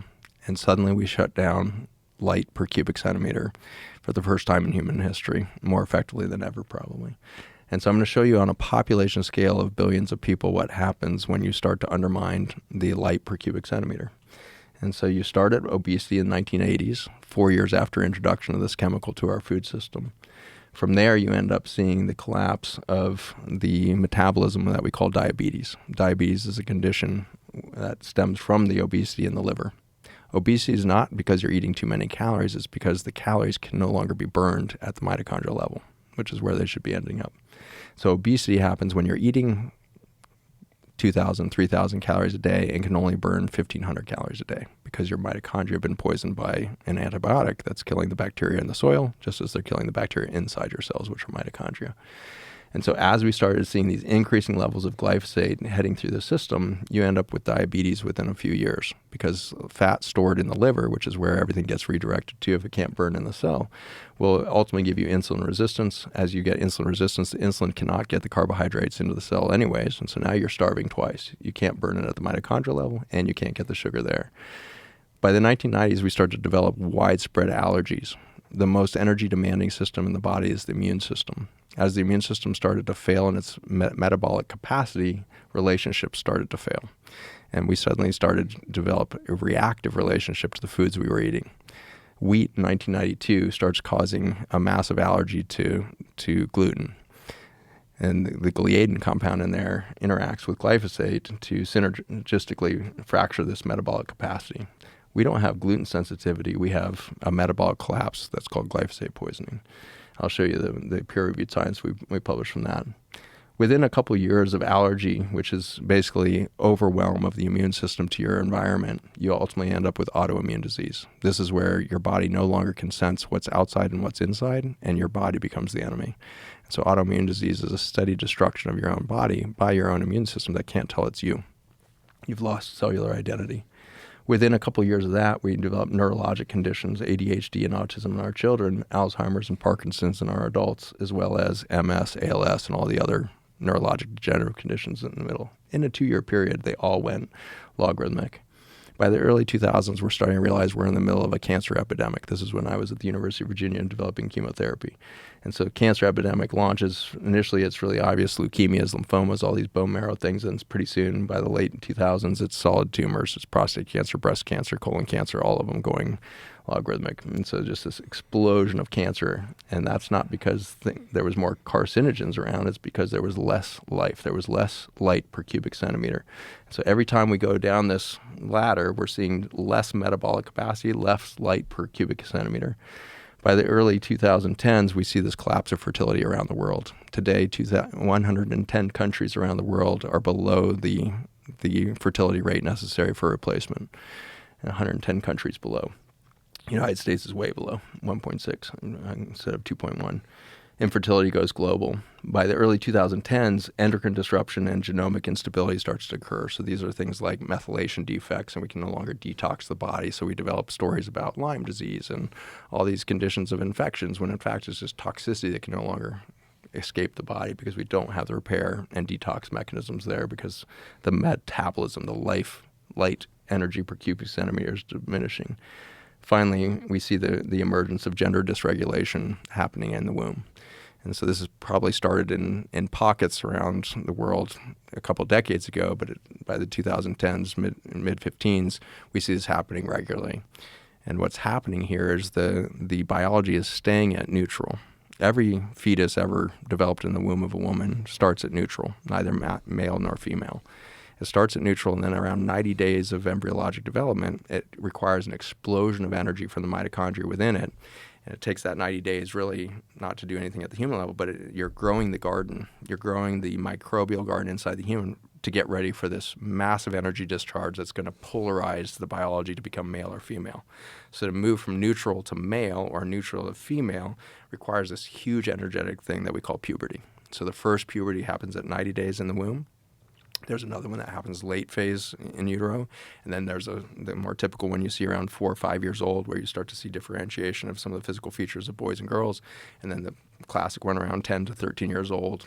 And then another one around 18 to 21. And then a final burst that happens in your late 20s. So we go through all of these huge energetic discharges that create polarity that move you away from neutral to one or the other of the sexes.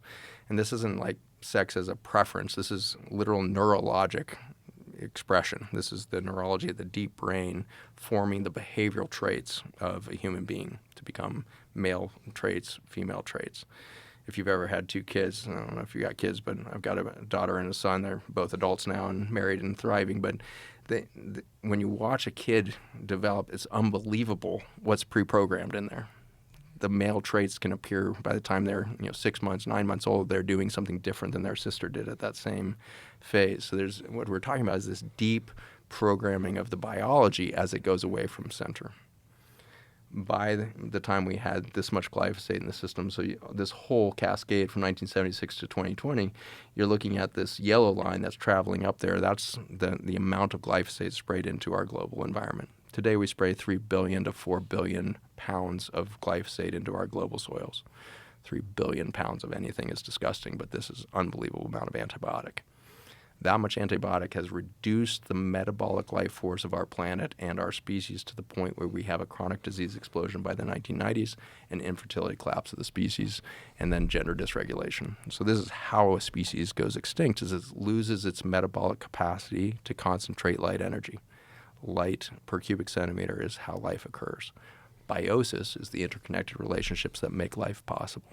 You undermine those relationships, you decrease the number of relationships per cubic centimeter, and you start to see this pattern evolving of a decrease in repair and regeneration.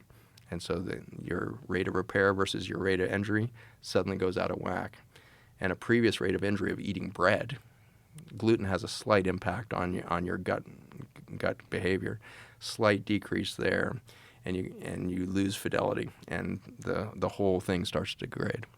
So I've spent the last 15 years of my life building systems with people around us that are already tuning into this wider antenna to say, what does biology look like fully supported?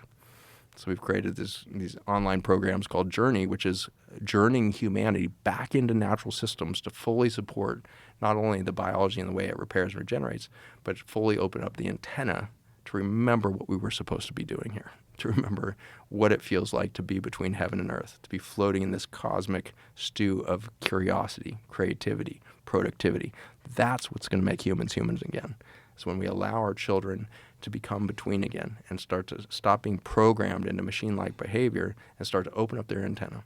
We can decide to do that as a society and proactively go about this, or autism will emerge to the point where 1 in 3 children will have autism by 2035, and we do this anyways.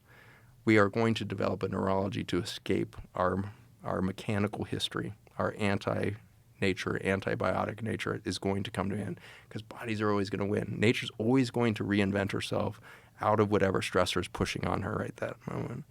Right now, human behavior is pushing on nature. If we stop doing that and we let nature come back in, we get to be part of the solution. We become part of it. We step right back into the right relationship with the keystone species. If people want to see more of this and they want to read more about what is your website? Zach Bush MD is the website, and the book is Biological Elegance, and you're going to only find it there. We're not putting it on Amazon. We're not asking anybody to go after money or abstract systems. We're asking for engagement.